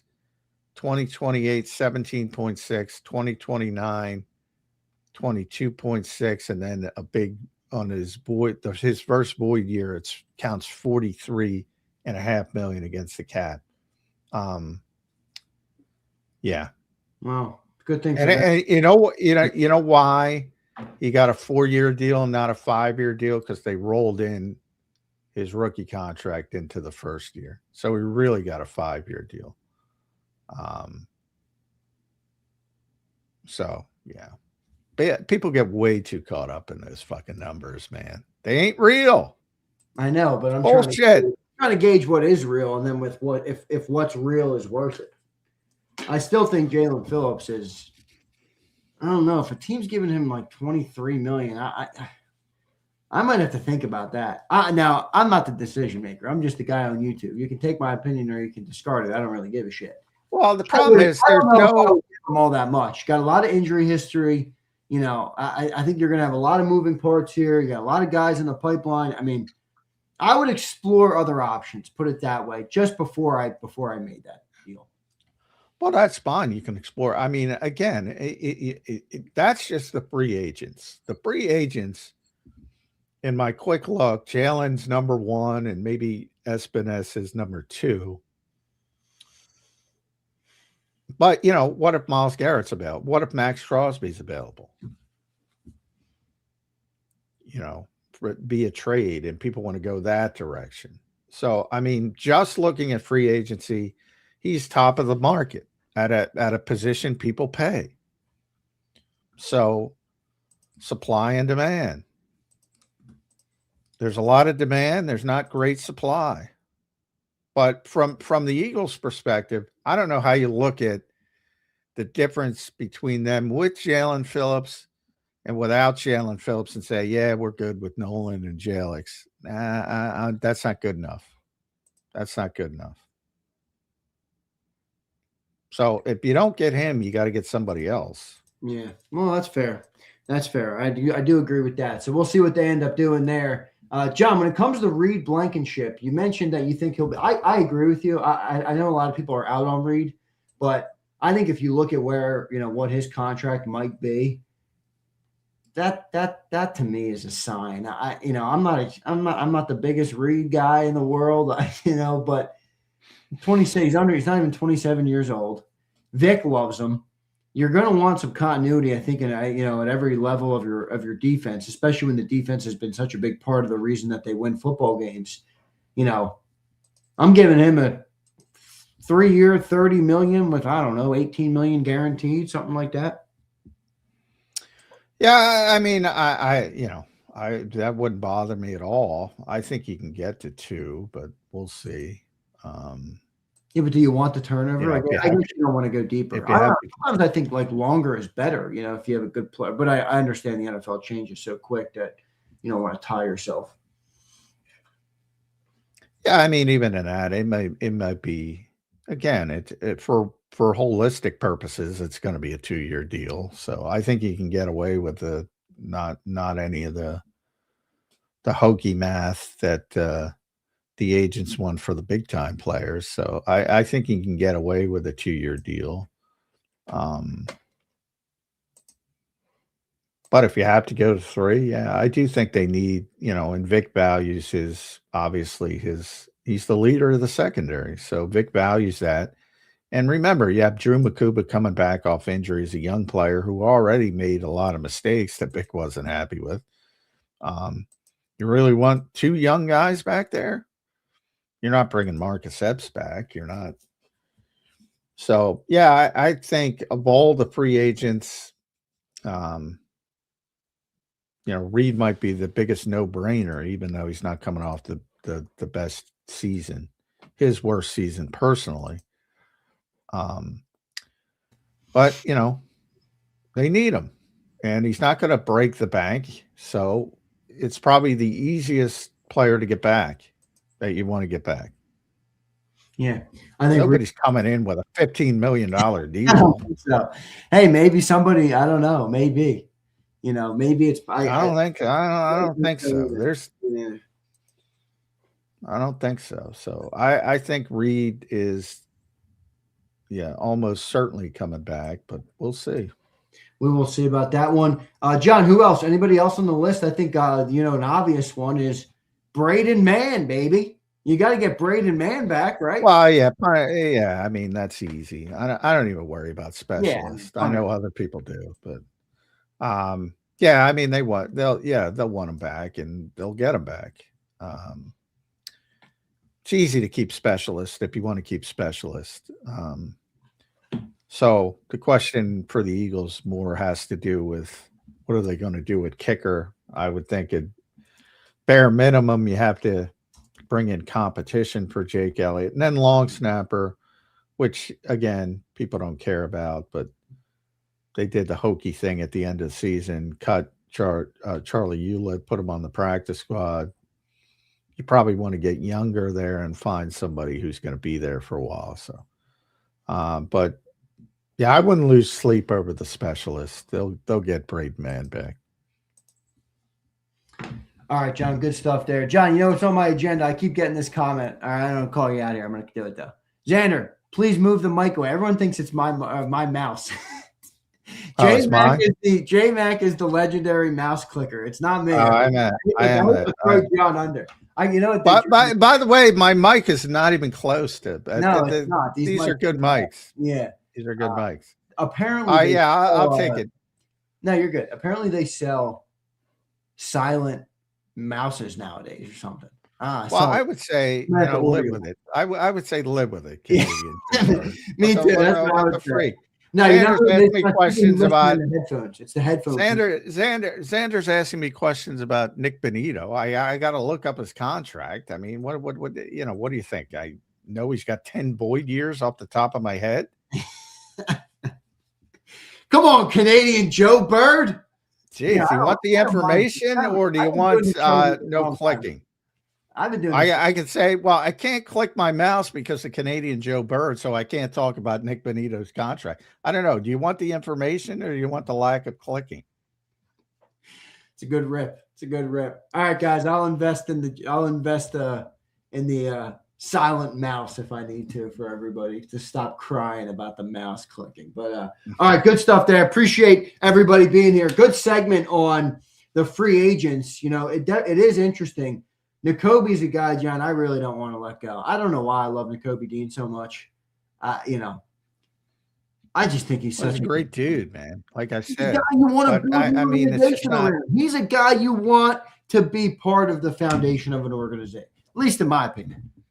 Doesn't mean I think they're gonna. What are you gonna? You're gonna go another year without putting Jahad Campbell on? I know. I almost wonder, why did they draft Jahad Campbell? I guess I'm not saying it's a bad pick. He's seemingly. I mean, you have no idea if Nakobe Dean was coming back. It was very unlikely, and the fact that he came back and he was arguably better than he was, that just doesn't typically happen with that injury. So, and remember, he missed 7 games or whatever. Yeah, I know. I'm just saying. I mean, Jahad was a.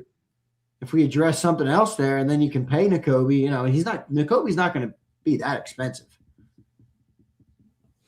No, he's not. But I think people are going to. Boy, it's amazing, man. I think people are going to be very stinking happy with Jahad Campbell. No, I didn't say it. Geez, I knew it was going to come across. I'm not saying that I don't like Jahad Campbell. He's a Bama guy. I love him. I'm happy as shit they drafted him. But I just hate the idea of letting Nakobe walk. I know he's got the injuries, though. I get it. It's not that simple of a thing. But Nakobe, to me, is like such a potential for a crux player if he can stay healthy. But big if. Yeah, it's just one of those things. They'd love to keep him, believe me, but it's just not. It's not tenable. The only way it is if nobody wants to pay him, and if nobody wants to pay him, that gives you the heads up on why they're moving to Jahad Campbell. Yeah, right. Because, his injury history is his injury history. It's probably not getting better as he gets older. You never know. Some guys, Jordan Hicks is a perfect example. Got hurt, left, and stayed healthy for like 6 straight years. It was a really good player. So it happens, but it's rare. Yeah. All right. What do you think? What do you think Goddard gets paid this offseason? I don't think it's from the Eagles, but I think it's a big loss for the Eagles. But what do you think he gets paid? He's a 2-year guy with, probably 25, 30 million-ish. Pretty good. Pretty significant. Yeah, he's coming off a big-time year. I think 14 will be in his head because he took a $4 million pay cut this year. But he is 31, and that is a dirty word in the NFL. So nobody's breaking the bank. But I think he's still in the 2-year range. And then quickly after that, he'll be in the 1-year range, like Zach Ertz. Yeah, right. At the end of his career. So journeyman at the end there. Yep. It happens quickly where they're not going to invest multiple years, but I think this will be his last multiple year contract, and I think he had a good enough year that somebody will give him pretty good money. All right, and then last one I guess I'd bring up would probably be Ben Van Sumer. No, he's restricted. He'll probably be back. No. People do not pick up restricted free agent years anymore. It is very rare because they're expensive. Well, you think Ben Van Sumer will be back? I hope so. There's another guy because people used to call you Ben Van McMullen or something. Well, yeah, I love Ben, but I don't. Yeah, that's not an insult that people think it is. But No, it's not. I they don't think signed. it's an They insult. I just signed. think that you liked them. They signed Carson Steele. I have to, because Caden Steele's brother, who was a fullback with Wait, Kansas he's not City. actually Hayden Steele's brother, right? No, no, not Wait actually. a second. But I have to, when I'm talking about Carson Steele, I have to make sure I don't say Caden because I'm Yeah. used to talking to Okay. Caden. So they signed Carson Steele as a fullback, played Kansas City a little bit in 2024. So I don't know if Ben's going to be back because, again, that's 2 years in a row. And it was a torn patellar tendon this time. It was an ACL the first time. They're definitely not picking up his restricted tender. That's over $3 million. So he will become unrestricted. And they can bring him back at a lesser number. But I think signing Carson Steele, they signed him to a futures deal. I don't think that bodes well for Ben, unfortunately. I hope I'm wrong, but I don't think it bodes well. Let's see. And then last one, Fred Johnson. The reason I think he's important, John, is because the uncertainty with Lane. Do you think they try and bring him back? If everybody remembers last year, they let Fred walk, and then they traded for Fred to bring him back in, before the start of the season. So do they just kind of remove that hurdle this time and bring him back from Jump Street? Well, I certainly don't think it'll be a priority. I do think they're going to go heavy offensive line in the draft. They also have a number of young guys already. So now Lane changes that. You'll need somebody more ready to play, but I doubt that Fred will be back. Same thing as last year. He wants to be a starter. I don't know if he didn't get a starting level contract last year. He probably won't this year. People don't look at him as a starter, but he has been a very good backup. But you have Cam Williams, you have Miles Hinton, you have Holland Pierce, you have all these young guys that they've been growing behind the scenes. Now, again, if Lane retires, that changes the math. I also think they're going to draft guys. Like I said, if they draft Caden Proctor, he's not coming back. Yeah. And if he does come back, it'll be late in the process for a 1-year deal, that type of thing.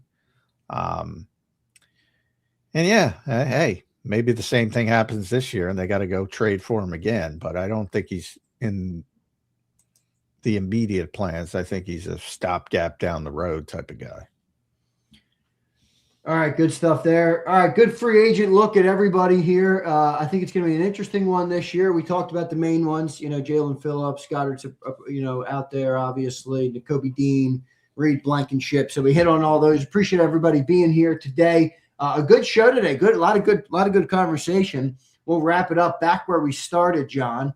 I'm almost tired of talking about it, which is why we didn't talk about it outside of our opening today. The OC.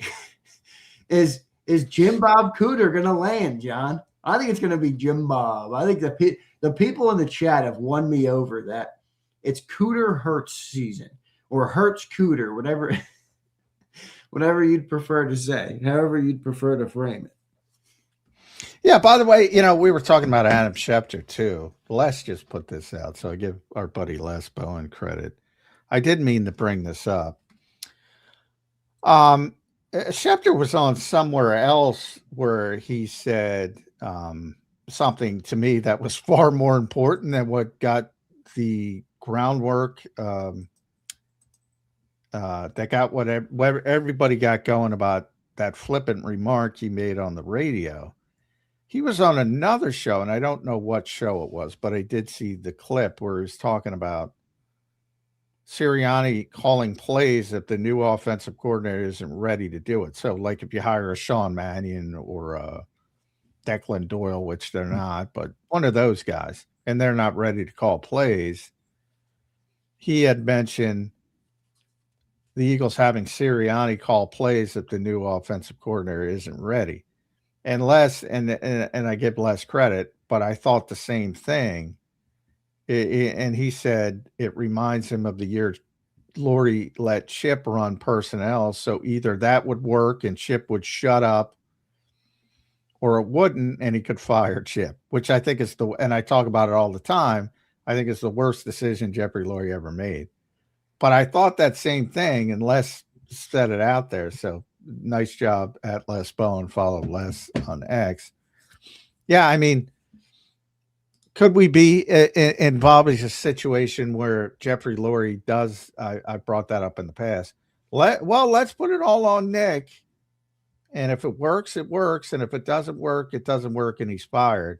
I could see that happening because this search has gotten to the point of, ridiculousness.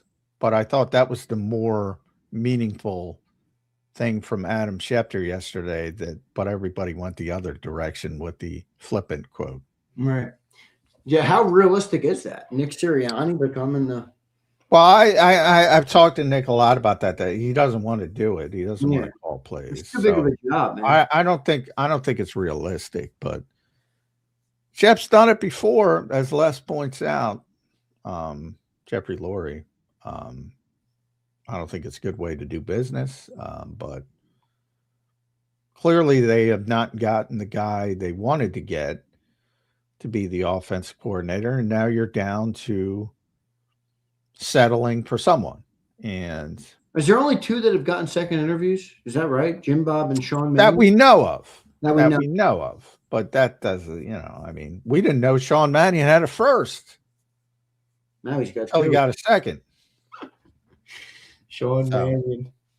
So that we know of. And again, the Eagles aren't transparent with these things. Put me on Team Cooter. Give me team. I'm actually I like Nagy. I have no problem with Nagy. I think people are. It's one of I don't get it. Patrick Mahomes had his worst year under Matt Nagy. Everybody who watched a single Chiefs game this year would not put that on Matt Nagy. Is it Nagy or Nagy? I don't know. That's a good question. I say Nagy. I might change during the show. I might say Nagy. I might say Nagy. Yeah, me too. Well, if he gets here, I'll learn it. But and I'll ask him what's his preference. Yeah, do you think they interview this Joe Lombardi guy? Good question, RMP. Well, he's out there. I think it's more likely the Jets guy got fired, Tanner Engstrand. Yeah, I mean, it's possible. He's a veteran guy, not a play caller though. Obviously, been with Sean Payton a lot. So he's more of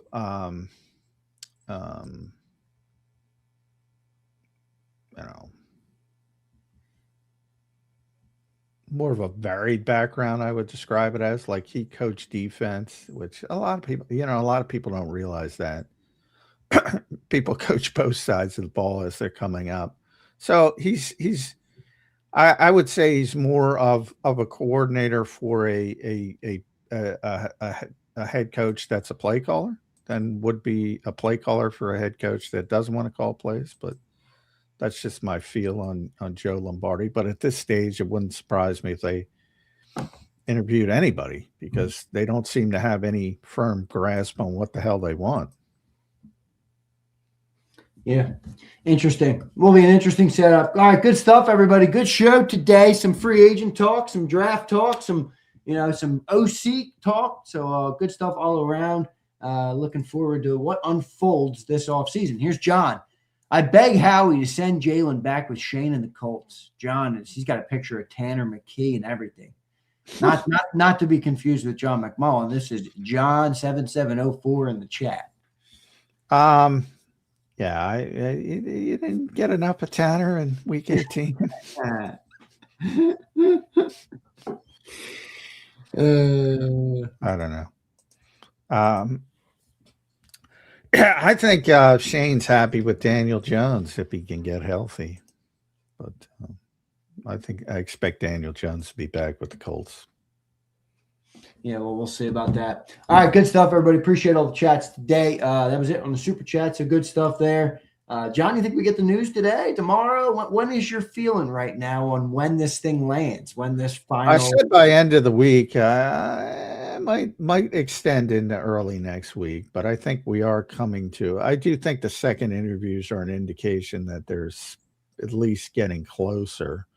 No, definitely not today. I don't feel today, so we only got one day. Probably bleed into next week, early next week. I think by early next week it's done. I would say as I pushed it back, but get it done, Eagles. Get it done. Well, they might, but they also might. Will we go into what would it be? This is week 3, right? Yeah, we'd be in week 4. Holy shit! How many teams still need an OC? Quite a few. I haven't checked. I mean, Baltimore, as I said, looking for an OC. Some of the new head coaching teams. The Giants thought they were going to have Monken, but he got a head coach. He was the one guy.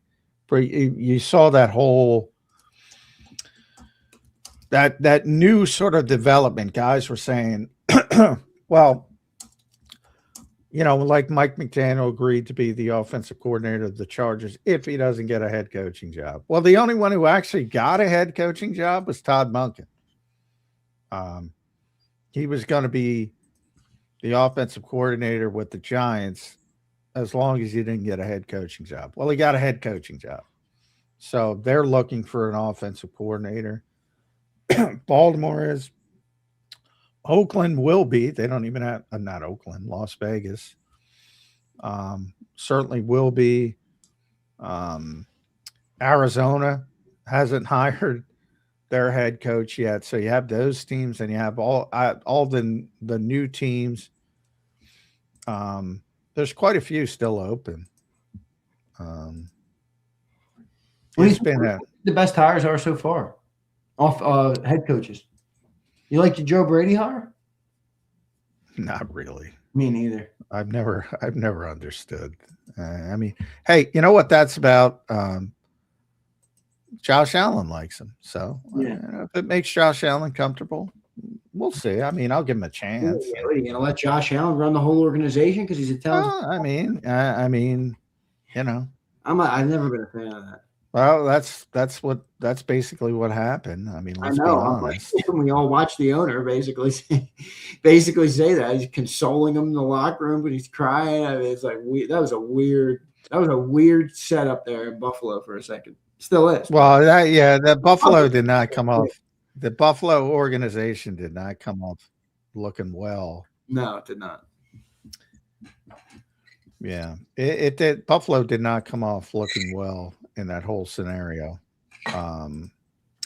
But, as far as, I was tremendously unimpressed with this. Maybe it's just because of the coordinator search here. I was tremendously unimpressed with this hiring cycle. I mean, people are tripping over themselves to get Robert Saleh back. I mean, there were so many. Yeah. Cleveland couldn't get anybody to coach them. It's not great. And then you had half of the league to the point, which was, and BLG brought this up yesterday, and it's a very fair point. There is no real continuity anymore in the NFL with guys who call plays as offensive coordinators. It just doesn't exist. Because you either succeed and get a head coaching job, or you fail and get, and get fired, which has been the case here. But if you look at, all right, Michael Clay put it up yesterday, so I clicked, so I got it in front of me now. Kevin Stefanski hired Tommy Rees, which is just Cleveland moving to Atlanta. Jesse Minter hasn't hired anybody, and that's where Davis Webb could factor in. Joe Brady's obviously going to call plays in Buffalo, but he hasn't hired an actual offensive coordinator yet. Cleveland just hired Monken. He'll probably call plays, but we'll need an offensive coordinator. Hafley hired Bobby Slowick in Miami. and he'll call plays. Harbaugh needs an offensive coordinator because he was going to hire Monken. McCarthy's going to call plays, but he needs an offensive coordinator still. Saleh hired Brian Daboll. So who won the coaching? Who won the coaching cycle, in your opinion? Do I have to? I think the Giants did. I mean, yeah, that's true. Giants did. Harbaugh's a good coach. What do you think? We all know that McCarthy. Yeah, I think they're fine. McCarthy's in the same level, to be honest. I just didn't understand why they went so old, because they're not like a, you know what I mean? Like, they don't fire coaches. They've had 3 coaches. Well, they're not. Yeah, they're not. He's, who knows? But he's a good coach, and I think people underrate him as a coach. But as far as offensive coordinators, to your point, so Arizona's open. Obviously, they don't even have a head coach. Baltimore's open. Buffalo's open. Cleveland's open. Denver's open, although that, Davis Webb is obviously who they want back. Yeah. Las Vegas is open. Denver yesterday? It was a weird situation. Which one? What Bo Nix had to do like a press conference to end the year because Sean Payton was talking about his surgeries or something, and Bo Nix is like, has to correct him. He's like, he doesn't even know how many. The 4 to 6 weeks. Yeah. Yeah. I don't know. It was kind of odd. It was kind of odd. Yeah. So Las Vegas is open. They don't even have a head coach. The Giants are open. The Jets are open. Nobody wants a coach for the Jets, rightfully so. Frank Reich might go there, though. Eagles are open. Pittsburgh is open, as I mentioned. So what is that? 1, 2, 3, 4, 5, 6, 7, 8, 9, 10 offensive coordinator jobs still open. What a shit show this league has become, by the way. And people are worried about coaching. These guys aren't worried about coaching. Wait, 10 are still open? Yep. Holy shit. Yep. Everybody who's in the mix, they might still get a job. There's not there might not be. Yeah. Oh yeah. Now again, some like Buffalo, Brady's going to call plays. Yeah, so that you got to find somebody there that doesn't want to call. That's not going to call plays. So is that like a? And Denver's open. Peyton's going to call plays. Continue to call plays.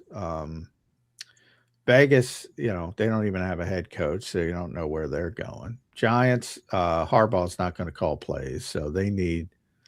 Glenn's not going to call plays with the Jets, so they need a play caller.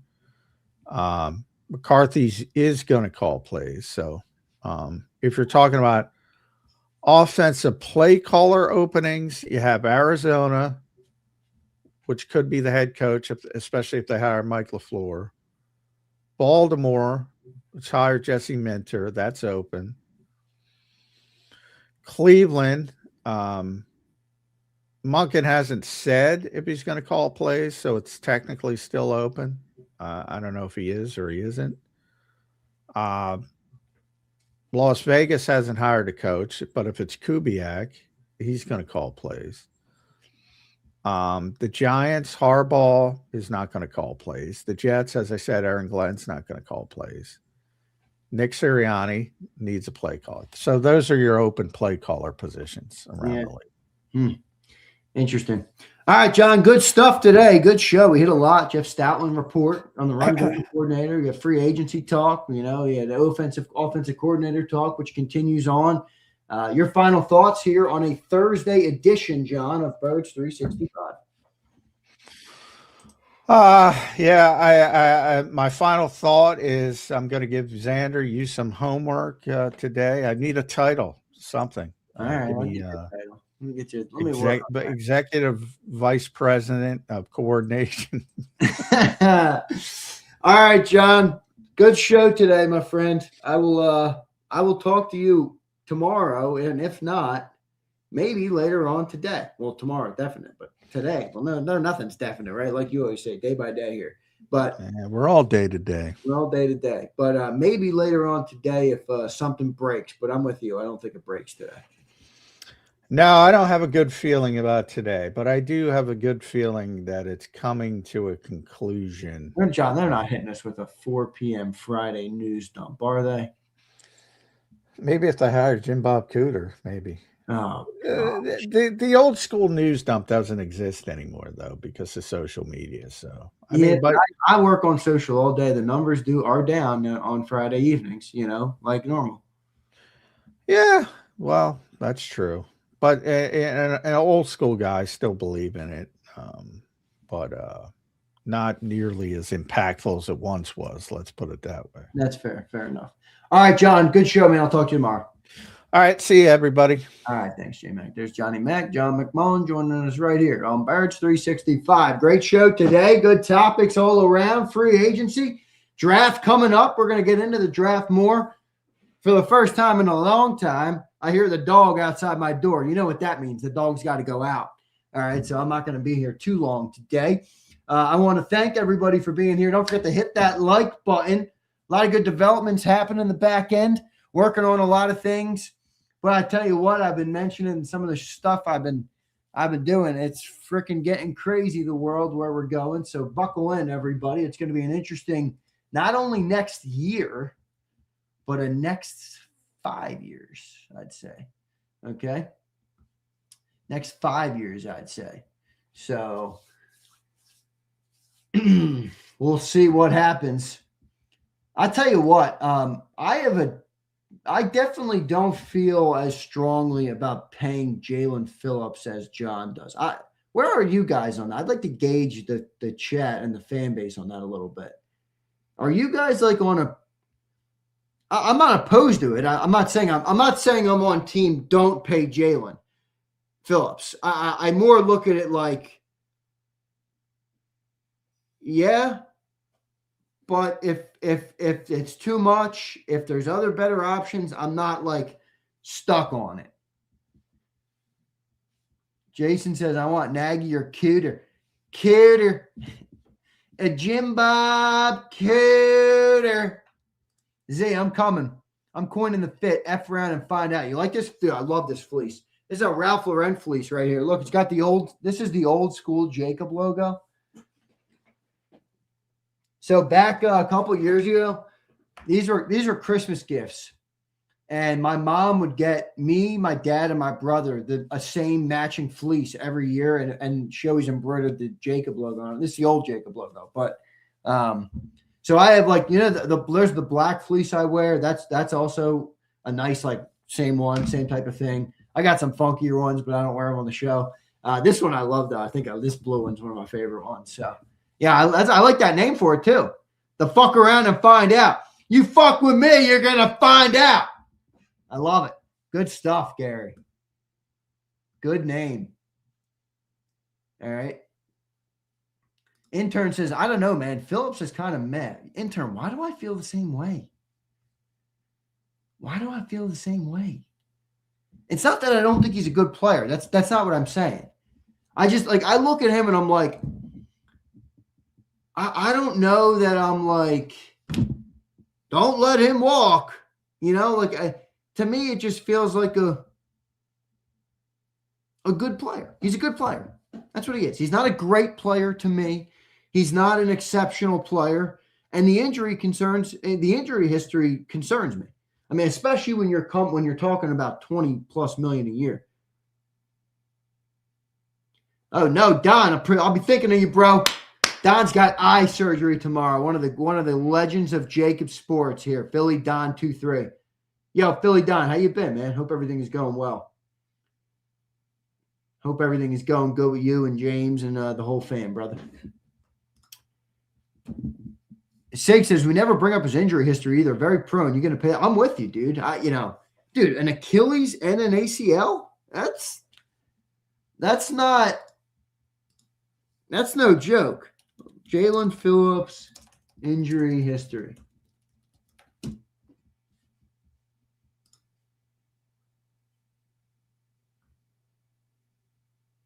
All right, so 2024 or 2023, he missed one game for a back sprain.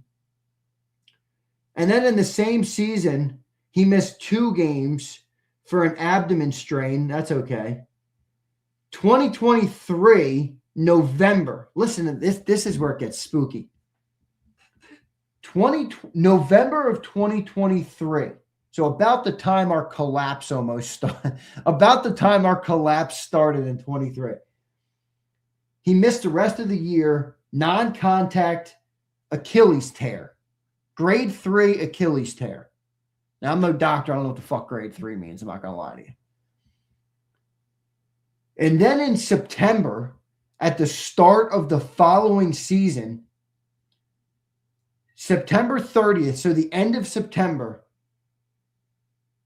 ACL tear, grade 3 ACL tear. So 23 Achilles tear, 24 ACL tear, 25 first full season back. That's why I said, like, you know where I'd be good with, guys? The Josh Sweat deal. Josh Sweat got what? 3 years, 18 mil a year? I'm good with that. 20 might be my max. John's got 25 as his max. Josh Sweat got 18 million. Josh Sweat's a fucking good player. He balled out this year in Arizona. By the way, for anybody that likes cars like me, Josh Sweat is a legendary car collection. Why, he's a savage. His car, he's got a whole car account, I think. I think his Instagram, he's got like a car Instagram account. Shout out to Josh Sweat and his car collection. He's got some like hyper cars. Not just like your average, Ferrari or Porsche. He's got he's got hyper cars. He's got no joke, man. Yeah, Josh Sweat is fly. That's a good word for him. Yeah, he's got a Koenigsegg, dude. He's fucking no joke, Twiz. Those cars are savage. You got to check them out, Abe. Shooter says that Howard Ball. Yo, Shooter, I wasn't Shooter. I wasn't picking up what Balzer was putting down yesterday. In fact, it sounded like he voted against Belichick. Dude, that shit bothered me. Grade 3 usually means complete break with Alf, that's why you're here, brother. I appreciate you helping me out with it. All right. Complete break with separation from bone. Yeah, so not good. Not good, Alf, is what that means to me. All right. That McLaren, yeah, dude, they're all nice, Abe. Howard yesterday definitely voted. Yeah, Abe, which is complete and utter bullshit. It's fucking bullshit. Anybody who did it, I don't care. I'll say it. Anybody who didn't vote for Bill Belichick should not be able to vote for the Hall of Fame. You should not be able to vote for it. If you honestly believe that he is not the textbook definition of a first ballot Hall of Famer, then I think you shouldn't be a voter. I think you let your personal biases get in the way of the objective truth of telling the story and telling the honest Hall of Fame, record of the NFL and pro football. That's what I think. If your personal opinions get in the way of that, then you're fucking unfit to vote. You're voting to justify your own thought processes more importantly than telling the honestly classifying, the talent and the people that have come through the NFL. It's ridiculous. I wish more people were being loud about this consistently, but the media is all going to suck each other off. That's what they do. It's ridiculous. It's ridiculous. Yeah. In what fucking world is Bill Belichick? He is like, Cilio brought up a good point. He's like, all right, if Bill Belichick's not a first ballot, doesn't that delegitimize what Nick Sirianni's accomplished so far in his career? Doesn't it delegitimize what every coach has accomplished in their career? Bill Belichick has 8 Super Bowls on the mantle, 6 as a head coach, and you're telling me that guy's not a first ballot? Well, what the fuck do I have to do? I mean, that's whatever. Whatever. I won't rage about him too much, but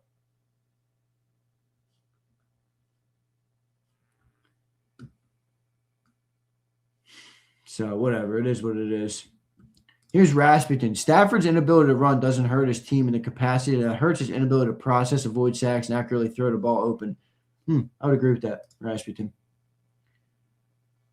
Good luck. The elite skill set for a quarterback will always be being able to throw the ball, read defenses, get the ball out, process, be accurate. That's it. That's not to say that there's not other valuable traits, but the cream of the crop and traits for quarterbacks will always be that. I mean, that's the position, right? You're a quarterback. You're not a running back. You're a quarterback. Here's Theo. The Drozone? What's up, Drozone? Xander, did you see Ryan Leaf troll? I saw that. That was a troll. Ryan Leaf's always trolling. I don't know. I don't put much stock into fucking X. Drozone, I haven't been on X much, dude. I'm not gonna lie. I've been working and building some other things. I'm trying to build this thing out. I have not been on X a lot. I'm like, get me off there for a little bit. Let me decompress. Let me keep it on YouTube. I like YouTube. YouTube is my neck of the woods. All right. So they ruined Hall of Fame. Yeah, Abe, Abe, I said this yesterday with Cilio. The people who are so self-righteous that they believe this stuff, their opinions are more important than the truth, and having Bill Belichick be a Hall of Fame voter. That shit, and I'm happy this is true. That shit always comes back to bite them in the ass, not Bill Belichick. Yeah, they fucked Bill, and he'll have to live with not being a first ballot Hall of Famer. He will. And people think he doesn't care. He cares. He fucking should care. He dedicated his life to this game and was very successful. So he should care. But it always comes back to bite them in the ass, because now every time there's a Hall of Fame vote, all those fucking stiffs that hold the board or hold the notepad, are left to tell the story of the men who are in the arena. I said that.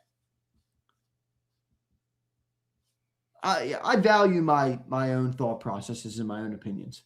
I'm not in the arena. I cover the guys in the arena. I have my own arena. But the self-righteousness of somebody who covers this game, a game that's given them a profession, that's given them a means to an end, you're gonna degrade that game because your opinion about somebody personally or your morality is more important. I mean, it's like, who the fuck are these people? Who the fuck are these guys that didn't vote for him? It doesn't even make sense. But whatever. Whatever, man. It is what it is, man. It is what it is.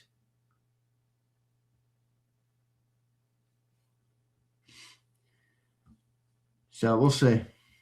Curtis says, Xander, when are you going to tell us the not much is happening, Kurt. I'm more talking to me personally, dude. I got a lot of things happening in my personal life this year. I'm not going to be limited to one area. I'm building out a couple other business ideas that I've always had that I've been wanting to do. I'm making some sweeping, back end changes to my setup, and, Jacob, I want to add more things. I got to do the new contracts with John and Sills. So other than that, though, unless they walk, they're contractors. They're not employees. They're contractors, John and Cilia. So if they walk, they walk. I gotta make do. But that's always out there. I don't sign dotted lines for people, so I can only lay it out there and see what happens. But so some is still left in the air. Yeah, contract talks are looming here. They're happening now. More egregious, Xander. Bill not making the Hall of Fame or Shador making the Pro Bowl. Oof. They're both egregious, but Bill, the Hall of Fame is more important than the Pro Bowl. Oh, Keese. I've already done. I'm actually ahead for the first time in a while. Normally, I call my accountant every year around this time. I say, Art. That's my accountant's name, Art. He's awesome. Old school guy. Used to work for the IRS. He's like 80 years old now. I call Art. I say, Art, file the extension. I'll talk to you closer to October. File the extension, Art, because you can extend Art out, or extend the taxes out. So I normally extend it out to October, but 25, I'm done already. I did it all this month. I was grinding on it. I'm like, I'm not letting the taxes get over my, I'm not letting the taxes annoy me this year. So I got everything done already. I got my 1099s out. I got it. I got everything. Everything is done. So 25, I'm up to date, folks. I'm up to date. I'm all good. Discord, I haven't been on there in a bit, Drew. I'll look. Is JAKIB Clips your channel? Yeah, Twiz. I was just loading up some content on there. Subscribe to it, bro. That's us, though. Yep. But, all right. Love all you guys. Let me take this dog out. He's whining outside my door. All right. He'll probably take a shit on the floor if I don't get to him. He's a youngster. So, appreciate all of you guys. Abe, you get Abe, I pay taxes, brother. I don't have a salary, so I'm not. My money's not withheld. I don't have withheld. I normally have a tax bill at the end of the year.